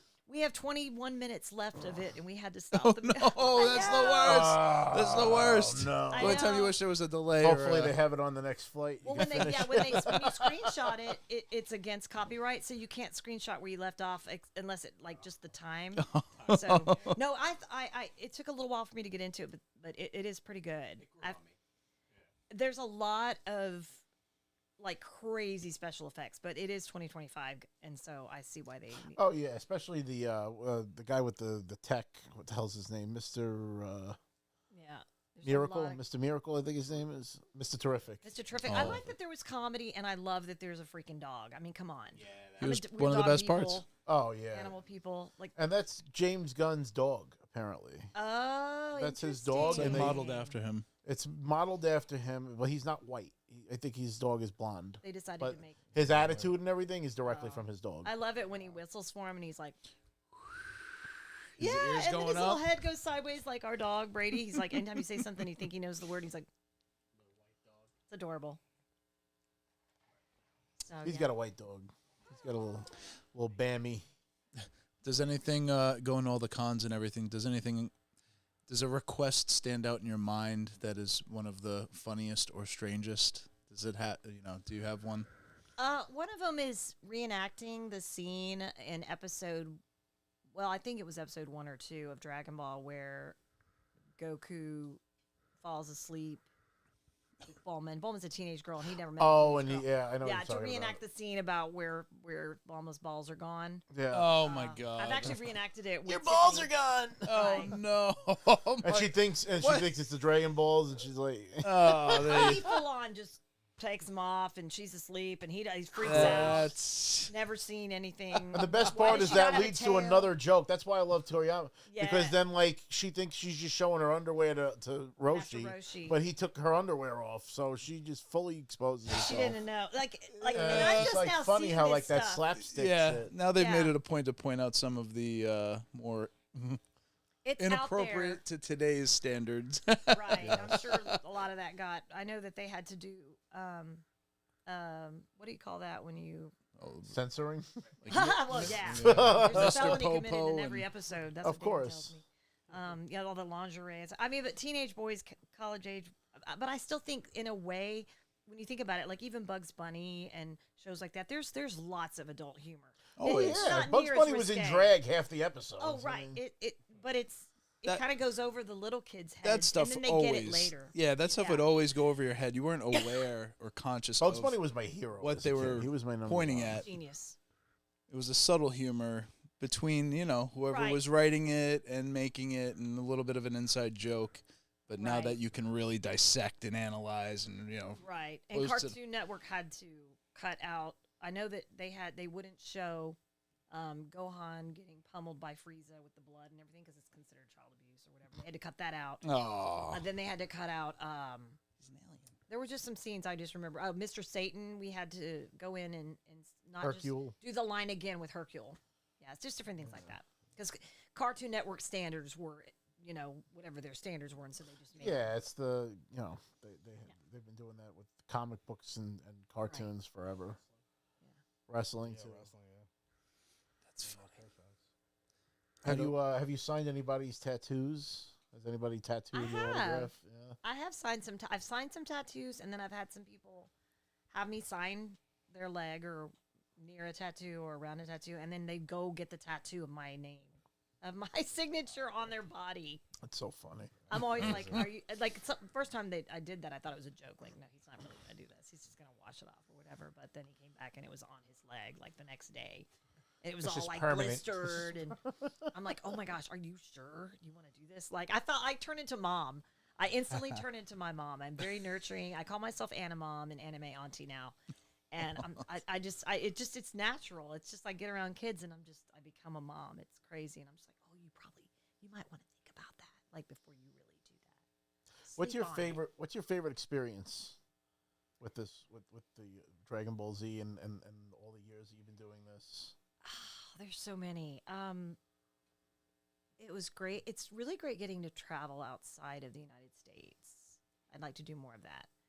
My first really big signing out of the States was overseas was in New Zealand and Australia, and I got to sign actually with Veronica Taylor. We were seated next to each other the entire time, and we visited a hospital. We got to go to a children's hospital. Wow. With the kids and get to go in there and like talking our voices to them and just seeing how other people live, learning other cultures and languages. I'm hoping the end of this month is really exciting. I'm going to get to meet the Latin America, Mexico City voiceover cast. Oh, cool. My counterpart is going to be there, Laura Torres. She's the voice of Kid Goku and Gohan in Mexico City. So she does it all in Spanish. Yeah. And I've met a couple of them already, Mario Castaneda and Renee Garcia, and I'm going to get to reunite with them right after Thanksgiving. So I think that'll be a high point. But more than anything, it's really getting face-to-face with the fans and hearing their stories and how empowering they are and how, like you said, some kids utilized anime or Dragon Ball Z or Dragon Ball for a healthy escape. And it got them through hard times, domestic abuse or, all these horrible things that can happen when you're a kiddo and you're really trying to figure out who you are. And that became kind of their escape. And I think that that's a lot better of an escape than drugs and alcohol and living on the streets or joining a gang and, really kind of Cartoons have always been a great outlet for that. And, absolutely. I remember. In fact, I was actually fortunate. I don't know if I'll have to show you after the show. One of the things hanging on my wall, one of my prized possessions, I was like surfing eBay one day and randomly something came across and I'm like, this can't be real. Sure enough, it was Mel Brank's autograph that says, "Hi, Robert," on it. And I was just like... You got to be kidding me. And I bought it, and I framed it, and I have it on my wall. So I was like, that Mel Blanc looking out for me, that's pretty freaking cool. Yeah. So maybe one day I will end up in the booth. Yeah. But that's, I was like, I got Bugs Bunny's autograph. Yeah, he's definitely one of the most, I'd say one of the most iconic for an entire era of Rabbit season, duck season, fire. Yeah, I liked how he could jump around in Yosemite Sam, Ooh, I hate you, rabbit. Didn't even do the Tasmanian Devil and the chicken hawk. Oh, yeah. I'm a chicken hawk. Ooh. I say nice boy, but his shop is a bowling ball. Yeah, I said boy. Where's my Hossenpfeffer? Do you remember that guy? I think he played him too. And Tweety Bird. I thought Buddy did. I did thought Buddy did. Fluffer and Fluckatash. One of my faves. Have you ever had to work with like a translation specialist just to make sure like you're getting the appropriate emotion or inflection on certain lines? Like, did they ever bring anyone in for that, or did you just kind of figure it out and make it your own way? Well, it was pretty much there were writers behind it. There was somebody that was taking the Japanese script and translating it into English, and then someone else was coming in and making that fit the story. And so I know that the director had like some leeway there where if it didn't fit and there was just too many words or vice versa, he had the liberty to take out a word or add a word. And I would always just kind of wait for their call, but I would sometimes offer a few suggestions, like maybe like this, and then read it like that. And like, yeah, let's try that. So as long as it conveyed the same meaning and it fit the story, I mean, I know that there was a whole process involved with that. The only time I ever dealt with any kind of translator was when I was called in to work with Carl Finch of Brave Combo, like I talked about earlier, who had his own band, and he was hired to record the anime themes in English. And I was just kind of already working with him. This was not a paid position. I considered it kind of an internship where I could come in and we would take the Japanese translation and turn them into English lyrics. And then we would cast the singers, and of course, he would cast me for something. I think I did 6 of them. Sayonara Bye Bye for Yu Yu Hakusho, opening and closing for Kitty Grade, and then I think I did 2 for Case Closed. And then I knew a bunch of singers in my profession because I was singing with a trio of singers since I was right out of high school. So that's the closest I came to actually working with any kind of a translation or any kind of a like Japanese to English type situation. But that was a really memorable. Yu Yu Hakusho is a great show. It is good. I love that show. I'm actually rewatching it again. I play the tournament announcer. Let me know what episode that is when you get to it. She's like up in the booth up in The one with the arena. brown hair that looks like It's a like a cat, or the fawn. other one, the one that looks Oh, like. I no, it's not the cute little cat. I'm actually. Is Like, it the sea one, the sea she's, creature no, one? she's way up in the top of the arena. Like she's not even on. Like, she's like, I think you only see the back of her head, and it's like a black button. Oh, okay. The tournament, the dark tournament, maybe. Yeah, because I'm in the dark tournament now. Okay, let me know. I don't even know how many lines I Trying to had. think.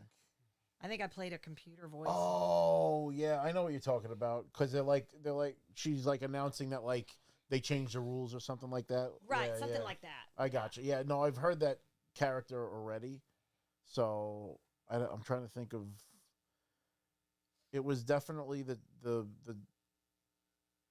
beginning. It was like the beginning of the dark tournament. It's like Okay. several episodes. I'd have to do some research on that, but that was a very long time ago. But it was really fun to work on some of the Great different show though. projects. Yeah, it's love that.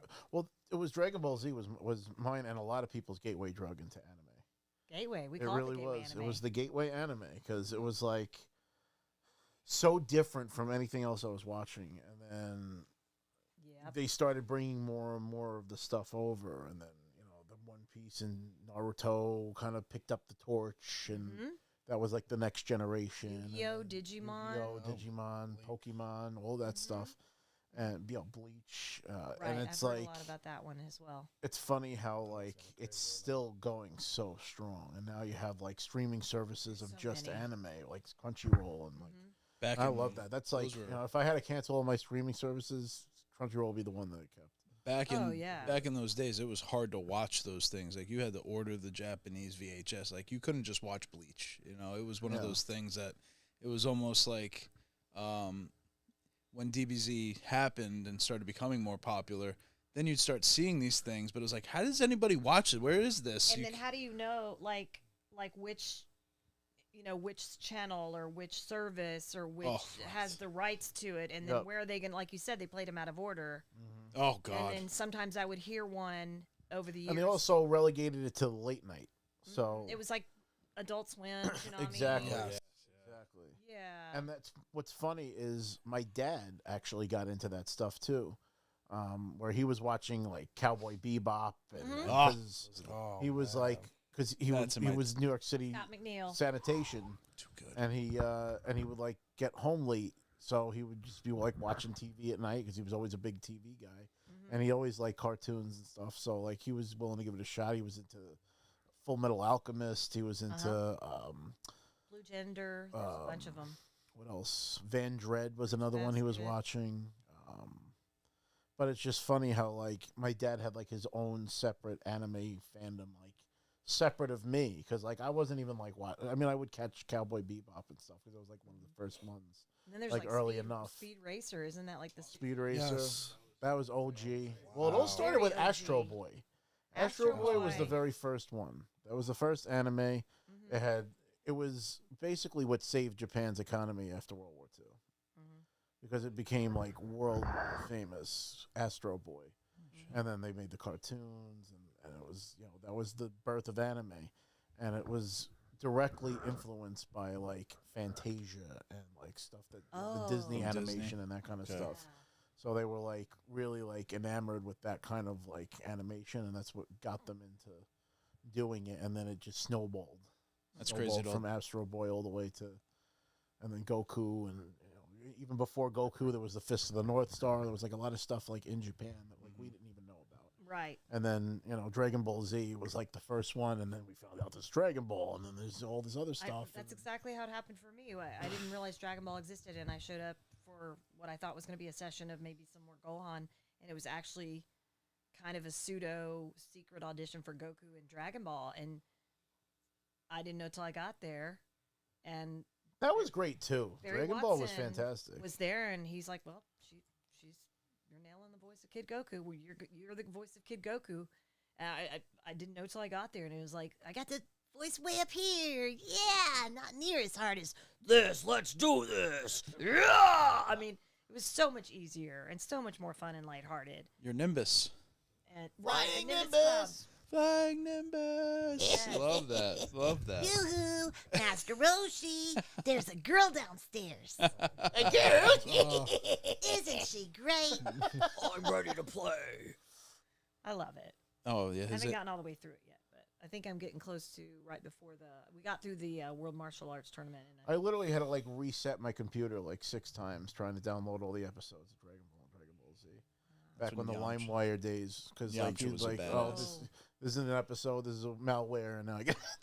Oh my god, I can't tell you how many times I got tricked into downloading something that was the DBZ movies. Oh yeah, I watched. I was on a heavy kick, especially, and it's funny because it was years after I became a fan. It was like I had like just graduated high school. It was like the summer between like high school and college, like the beginning.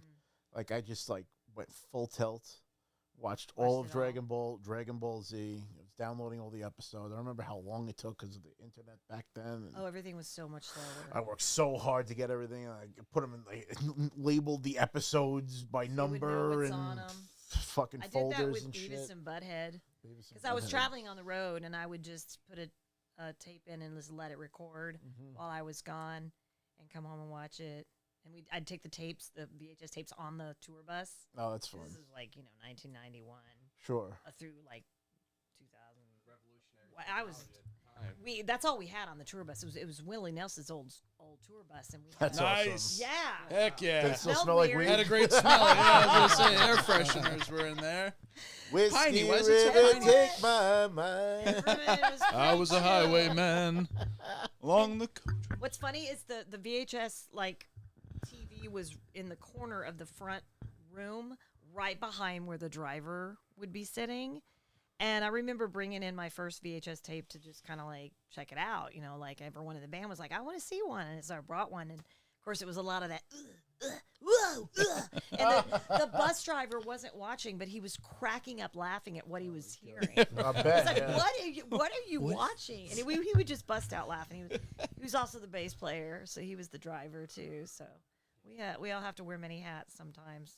That's so funny. Fill lots of roles, but those were the days. Do you miss the touring days? I miss singing and performing live. Yeah. I do, and I miss being in the studio recording where the magic happens. I'm not done with all of that. I know there's going to be an opportunity to go back in and start writing original music and maybe record something and just throw it out there and just see if it generates. Start a YouTube channel. Fuck it. I don't know. I have a whole album that was shelved from 1997. See? With, that's a perfect place to it's put an it. album. Like it's mostly made with Casio sounds, and I had a very Casio piano back in the day. I loved it. I love that sound. And it's all original music, and I've been given the permission to post it, so I just have to figure out how to do that. That's like on the list of things to do. Yeah, I mean, I think a YouTube channel will probably, because then you could at least generate money once it like starts. Get it out there and get some exposure. It out there. People want to hear it. Put it on like make TikToks and shit with the music and stuff. You know. Have it as the background music. Yeah, for the videos. they'll be like, "What's that?" And then they'll reuse it and stuff. Yeah. Sometimes it's just nice to. I mean, it's funny how like old music, even the Doris Day song that was going viral recently, and it's like these. Right. You know, there's music does not have an expiration date. It does not. No. You can enjoy music forever. Came back. Connie Francis. Her too. The boys are, someone waits for me. Well, it was, what was it? The cutie little baby. No, that's Doris Day. Isn't that Connie Francis? No, it's Doris Day. Sure. Yes. That sounds like a question for Google. Yeah, we have to search. You want to Google it? Let's see. I'm pretty sure it's Connie Francis because my grandma's name was Francis and my aunt's name was Connie. So I remember like. I had an Aunt Connie too. Kind of sounds like her voice. Yeah. We did a lot of Connie the Francis. oldies in Vince Vance and the Valiants. We did like a 50s to the 80s review. So we were kind of like Shauna Na meets Oh, it was B-52s. Connie Francis. Nice. Yeah, you were right. Girl singers and little costumes. doo-wop-y Vince Vance kinda. would come out like VV Hammer, like MC Hammer, and his hair would be sticking straight up because that was his thing. Take back the holly yeah, that's it. and mistletoe. Silver bells. Powers emanating. I heard it in October at PetSmart, and I was like, "Oh my gosh, it gets earlier every year." My coworkers I work in part time at a dispensary, and I walked in and it was like all Christmas, and they were like setting up Christmas, and that song was on, and I walked right back. Oh yeah. I work in an office where Mariah Carey is from. So during Christmas, they shut down the whole block. Like the whole month, the block is shut down. And Mariah Carey has a special message to the town of Huntington that plays over the loudspeaker and is immediately followed up by that song. And it's just on an hour loop every hour. Oh, God. It's Mariah's little ode to Huntington and her song. And you're just like, I've had way more than enough of this. No offense to Mariah Carey by any means. I did like some of her music in the 90s, but if it comes on, I have to turn it. My heart is loyal to the original All I Want for Christmas Is You by Vince Vance in the Valley. I like Check the Vince out. Vance version. That's my favorite. It's a nice song. Yeah. It's a bluesy country song. It's one of my favorite Christmas songs, honestly. It's still very popular. I joined 2 years after it came out, but I did sing it many, many, many, many times over the years for the live shows. Sure. We played it at every show, regardless of if it was Christmas. Does he still tour? Or? He's still working. He does a cruise every year where he brings out whoever wants to come, and it's kind of like a Vince Vance and the Valiants cruise in like January and February, or February of every year. I did 2 of them with him. 2012. Cool. And he still does them? He still does. He's still the only original member, and he still sticks his hair straight up, and he still wears the costumes, and he still calls me to perform with them. And I'm usually at a Comic-Con or already booked, but he has one coming up the end of November. They're going to celebrate the band's 54th reunion. Wow. 54 Timeless. years. Yeah, that's crazy. Timeless Isn't that music. crazy? Yeah. So. He's still ticking, man. Hell of a run. He's going to do it till he drops. He is. Like Frankie Valli. You seen him? Totally. He looks like an animatronic now. Oh. It's the last time. like It's sort pieced of. together. He was just like. But he I'm wants like, to perform. He They wants say, to do it. you know, I didn't hear it from his lips. See, that's all I'm saying. It's like it was like a statement written, and it's like you don't know who's controlling his fucking social media. Look what they did to poor Stan Lee to the end. Oh, yeah. I mean, they're still milking that guy's legacy because his social media is still running, and you know, it's. I think his like daughter was like doing something, and then like his handler was just like a complete crook, and like just took him for all he was worth. I mean, it was even like sad behind the scenes footage of him being like, "Are we done yet?" And he says, "Nope, he's still got a lot more to go." And he just like he looks defeated. We met somebody like, who talked about that, who has a bunch of information. It's our New York friend, or Jonathan. He was talking about that and how sad it was. I don't know what's true. I haven't I was fortunate enough to meet him before it got to that point. Oh, like, that's good. Yeah, it was at Boston Comic Con. I took a picture with him. Give us your Stan Lee. Excelsior. Your spider line is always. Oh, he like. I was sitting in my office in Manhattan one day, and I thought, gee, wouldn't it be cool if there was a superhero with the abilities of a spider? That's good. That's where it began. Yeah. Yeah. Starts with one idea. Well, he was making ideas even before because he worked on Captain America with Jack Kirby when there was what was it, All-Star Comics, before Marvel was even a thing. Like before they got like, you know, because there was World War II propaganda with Captain America comics with All-Star, and then Marvel ended up buying the rights to Captain America because Stan Lee and Jack Kirby were working for Marvel at the time, so they brought the character into the fold with all the characters that they were making new, Thor and Hulk and Fantastic Four. And Fantastic Four was the one that got the ball rolling. They were the first ones, and they were the first popular ones. So then, Did they start with a comic? Yeah. Most of them start with comics. Fantastic Four actually had their own comic. Then they had other titles like Journey into Mystery, where Thor, you know, like they would do different things in each month, and then they would introduce like another character. And if the character was popular, they would get their own book. So that's how Thor got his book.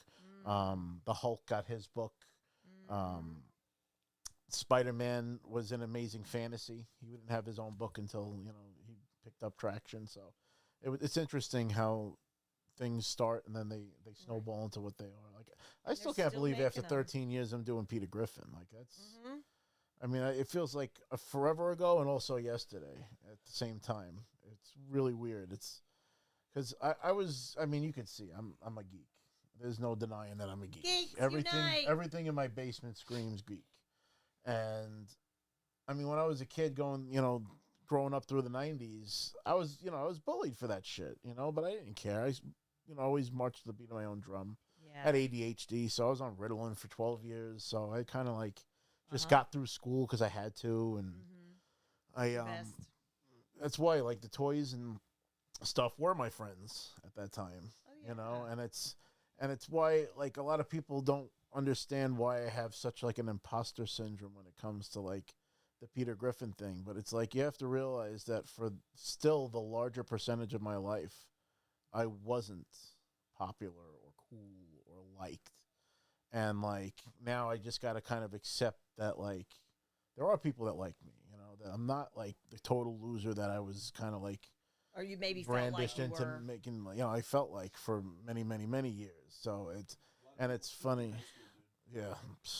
Yeah, and it's a different. I know this sounds so cliche, but it's a after high different school. journey for everybody, and you got to find what's unique. You know, you're unique like everybody else. It's true. It's true. No, And I it's funny how we celebrate the uniqueness now, where it's like growing up, it's like being any different, and like you're afraid of it, and it's like weird how that's like a thing Yeah, in society.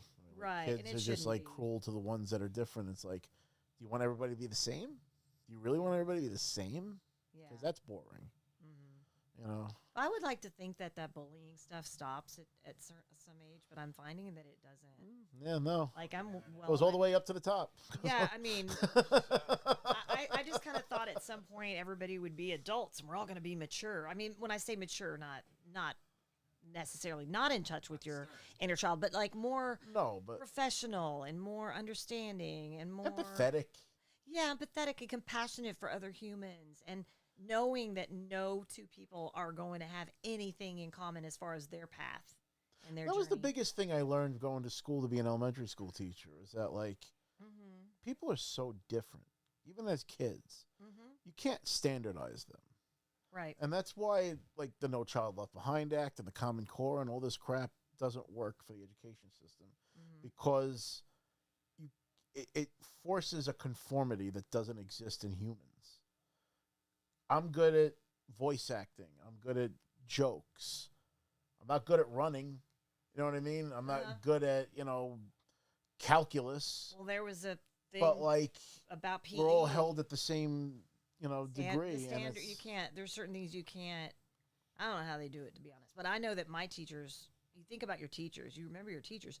You're there every day for the whole school year with some of these teachers, and they do make an impact in your life. And you'd like to think that they're making good ones that are positive, that help the kids and help them feel accepted and that they're worthy, and you know they're their own person and in they have Japan, they to have be that. included. They have that in Japan. They go for morals instead of like test grades and everything like that. I watched- Character. Character. Yeah, they do more Merit. like character based and morals for the kids when they get older. Mm-hmm. So it can help them out instead of just grading them instead of like grading them off of like test scores or things like that. I think we need to bring some of that here. Mm-hmm. To help out, so we can stop some of this bullying and everything like that. They used to grade on a curve. I know when I was going to school, sometimes they tried that. Yeah, like if Right. some kids were yeah, but that's the issue, is that you'll have one classroom where you have a kid reading on an 8th grade level and one kid reading on the 1st grade level, and you have to teach one lesson for all of them, Yeah, and it has to reach all of them. that's And gotta it's be so like, difficult. and it's difficult, but only because you have to adhere to the norms of the education system. Yeah, isn't there? There's got to be a curriculum. Like you can do thematic units, with thematic units being that like you take a subject matter and then you implement that subject matter into all subjects. You can do that. I proved it when I was a student teacher, because I did a whole thematic unit on dinosaurs. I had the kids make their own dinosaur book. They drew pictures of the dinosaurs. They went to the for how to notice what's going to work with this kid, and this one's going to work better with the visuals. This one's going to be better with the reading. This one's going to be better with comprehension. And this one's an excellent speller, and finding a way to teach them in a group setting. So people are just better at it. freaking sweet. I agree. Freaking sweet. So we could think of a couple of more questions I think we had on the list. I just lost it. Oh, is there any cartoon now, maybe something newer that you've been watching that you've developed like an affection for one of the characters and maybe like a respect for the voice work that goes behind it? Not so much recently, other than I did watch some King of the Hill episodes. Nice. Bobby. That boy, right? Yes, and I being a fan of the creator, Mike Judge. Yeah. And the whole fact that it's in Arlen, Texas. We have an Allen, Texas. And I loved Brittany Murphy played the role of Luann. Yeah, she was great. And I was so devastated when we lost her all those years sad. ago. She had so much talent. Yeah. And the fact that she had been, acting in movies from her childhood, and I thought she did a great job with. I have a huge crush on her. Oh, she was freaking She was gorgeous. beautiful. And so funny and so quirky and just so naturally talented. So yeah, it's just a tragedy. But I thought, I don't know. I will say this: when I'm watching a show, particularly an animated feature, I will really listen to the voiceover and the unique inflections and tones that I hear. And of course, my first inclination is to see if I can do it. Yeah. Because I'll be the first. I'm like my own worst critic in the sense that if I can't do it just right, I'm not going to say I can. Yeah. You know what I mean? When you're a voice actor and you've been doing these types of things for so many years, you're going to know. You know if you can Not or can't. quite right, or something you might be almost there, but I won't do the voice or try to mimic anything unless I really feel like I'm nailing it. I feel like you could probably do a really good Bobby Hill. Oh, yeah, but Dad, all this time I thought it was an extra large. I'm actually a medium at the fat kid's store. Yes, yeah, I don't think that's such a good idea, Homer. I can do her, especially when I'm raspy. Because when I get really raspy or I've been singing a bunch of gigs or traveling a lot, I can really get that. And you got to switch over to Bonnie Tyler. And then It's a heartache. Yeah. Maybe think of Tommy Pickles, too. Yeah. Yeah. E.G. Daly. Mm-hmm. She's very sweet. I've been following her career quite I a had bit, breakfast with actually. her once at. I think you were with me. Was that Rhode Island Comic Con? Yes, it was. Well, that would make sense. So we were having breakfast with her and this wrestler X-Pac. And oh man, that was fun. He told us that he sleeps in a bathtub full of water every night. And me and her just look at each other like, what? Yeah? Really? Oh, okay. That sounds very dangerous. I think so, but like, no, I think that's part of like his recovery. Like he, I don't know if it's like ice baths or something like that. But he like sleeps in a bath? They have floating. They have like floating pods. Oh, with yeah. water, and you go inside and you float for a long time. Well, You can- those are you can sleep in there too, so claustrophobic maybe for that. that's another version. No, that's the maybe going sensory down. deprivation thing. He was talking about like if he's in a hotel room, he's in a bathtub full of water. Really? I wonder if it might be also Like he can't, he that. doesn't sleep in beds. I'm like, what? Wow. The fuck? That's Hey, what? Maybe it helps with his joints. I mean, wrestlers go through the ringer. They really they put their bodies on the line. You see some of these guys. Like, Oh, yeah. I'm sorry. That stuff hurts. Even Like if last it's year, I gave choreographed. Greg the Hammer Valentine a ride to his hotel, Yeah. and like just watch like what he used to do in the ring, and like watching him walk around now, they pay a heavy price. Yeah. Dear friend of the show, Sarge. Sergeant Slaughter. Love you, Sarge. He's that's why I was like, you gotta like.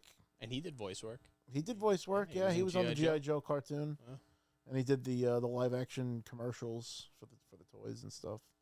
It's funny how all Did that y'all stuff ever is- watch Pee Wee Herman's Playhouse? Oh Herman. yeah. Oh yeah. Is that what his? Yeah. Yeah, Pee-wee's E.G. Daly was in Playhouse. that.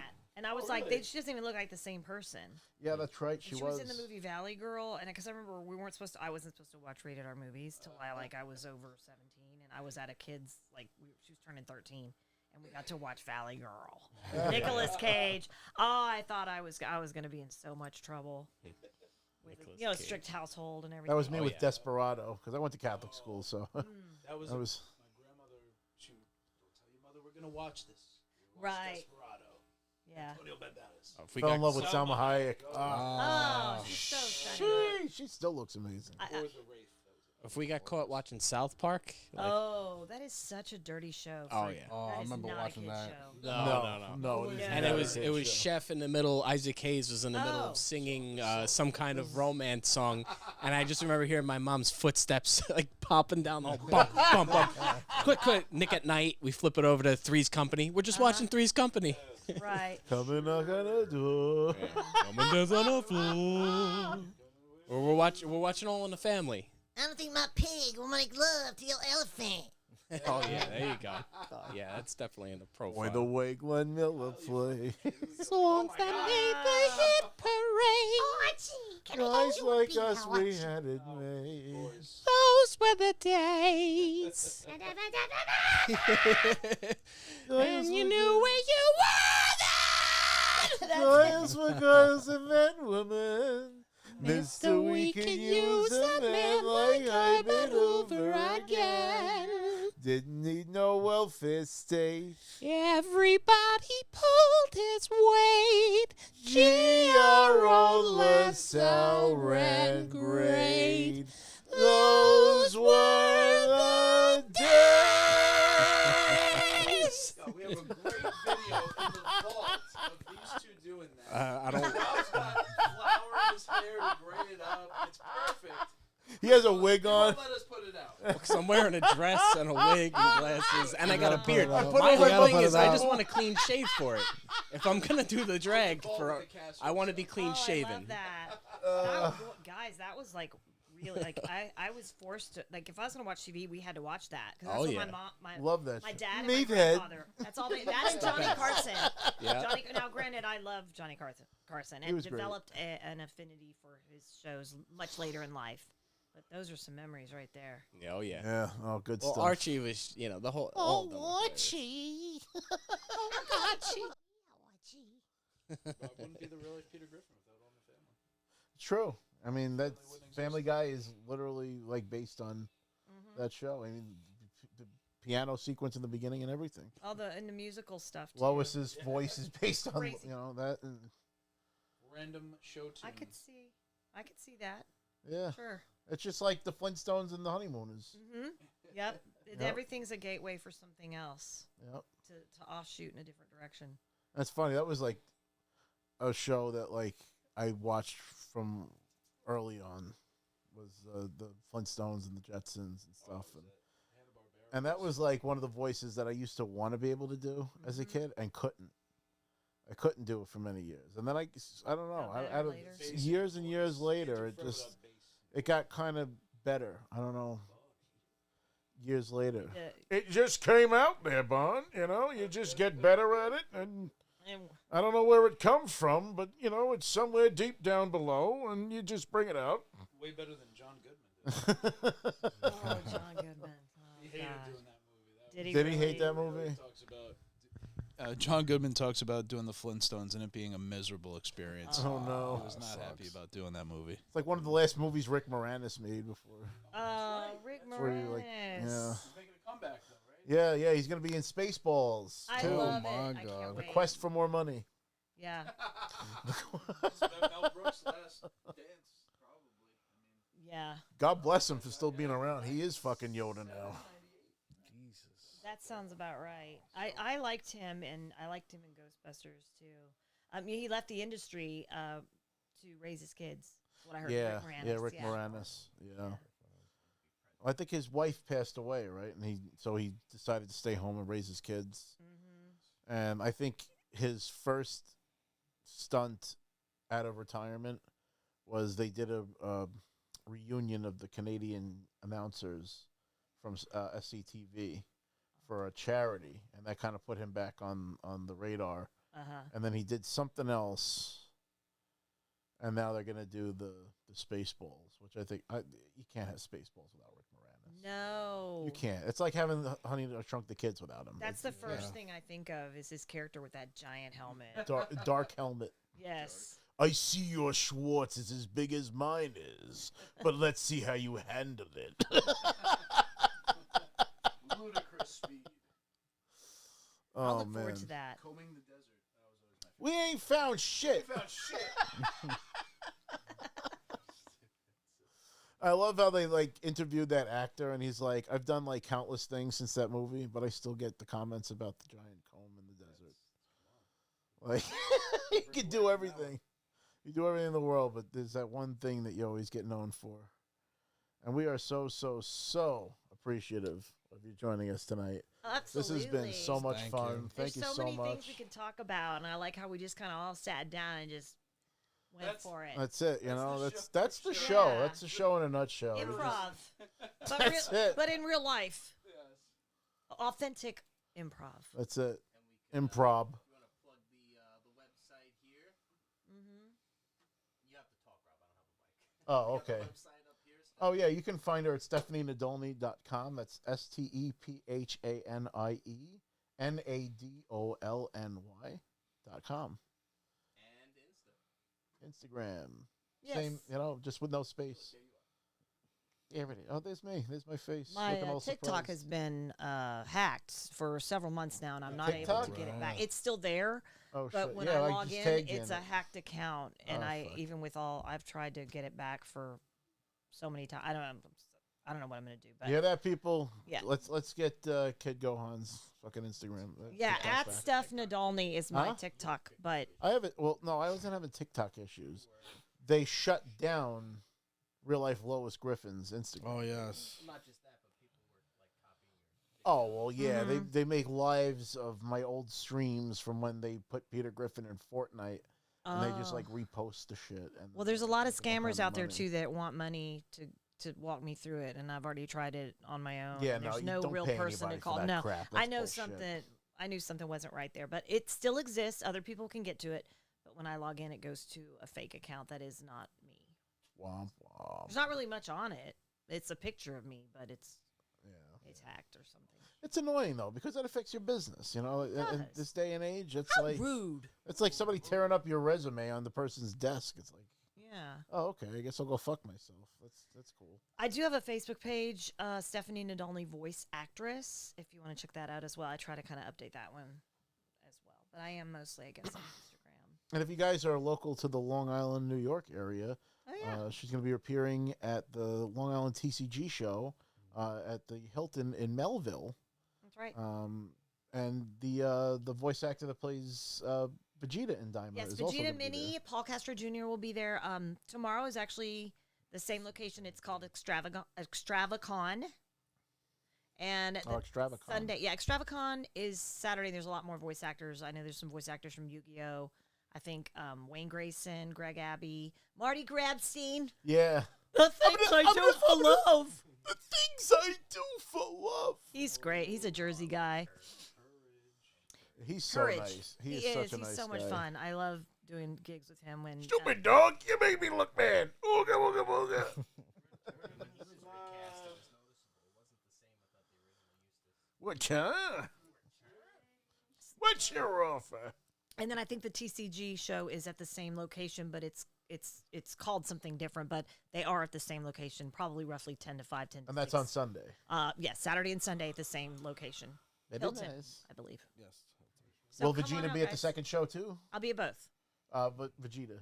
Vegeta Mini, yes. Oh, cool. Paul Castro is, yes, he is a fantastic voice actor and a great guy, and it's really been fun collaborating with him as well on some of the reels that we do. And he is LA based now, so I don't get to see him very often. And I think he's originally from New York, so it's really going to be cool to see him in his element. Oh, I'm sure he'll be back thrilled. where he's from. I That's know a lot awesome. of people from Brooklyn. I don't know what it is about Hey, Brooklyn. Brooklyn. I love Brooklyn. It's Next got time, its own. next time you come, when you have time, I got to take you to my favorite pizza place, the Brooklyn style. Luigi's Yeah. in Park Slope. Okay. The guy Gio is the place. Was the owner. One of the nicest people I've ever met in my life, Ah, and the greatest pizza on planet Earth. I love Like you it. haven't had pizza until you've been there, and you won't have it Okay. again until you have it again. Duly noted, my friend. Yeah, that's the spot. We'll make it happen. Shout out to Luigi's. Love you guys. All right, guys. Thank you again, Stephanie, for joining us. This has been the Break Room Podcast, and you can actually catch me at Big Event New York at the Suffolk Community College in Brentwood. Mike Tyson, Goldberg, Sting, some huge wrestling names, big show. And I'll be there on Saturday. And I don't know, maybe on Sunday, maybe I'll come stop by. You are and, more than welcome to. come see you guys at Love the to see trading ya. card show. But Thank you so much for tuning into the Break Room Podcast. If you're new and you like the show, please hit that follow and subscribe button. Snoochie Boochies, and may the force be with you. Kamehameha!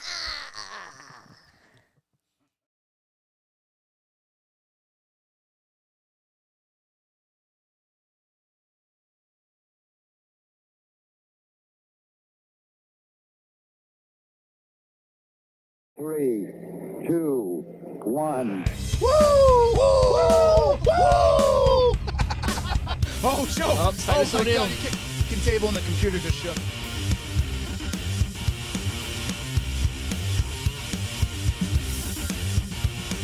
It is, no one was mad that you cut the whole You can go anywhere. What do I do with that? Yeah, and the Macho Madness and the Hulkamania. On top of that, you're the best wrestler of all time. So I absolutely adore you. For being the cream of the crop, yeah. Let's go! Fucking idiot, you have no idea what you're fucking talking about. God. They were saying Sony apparently said that the PlayStation 5. You fucking suckers! Is that the end of it? Or every pixel of the game engine into the face. Can't say That Dallas. what did you know? And that's like part of my Christmas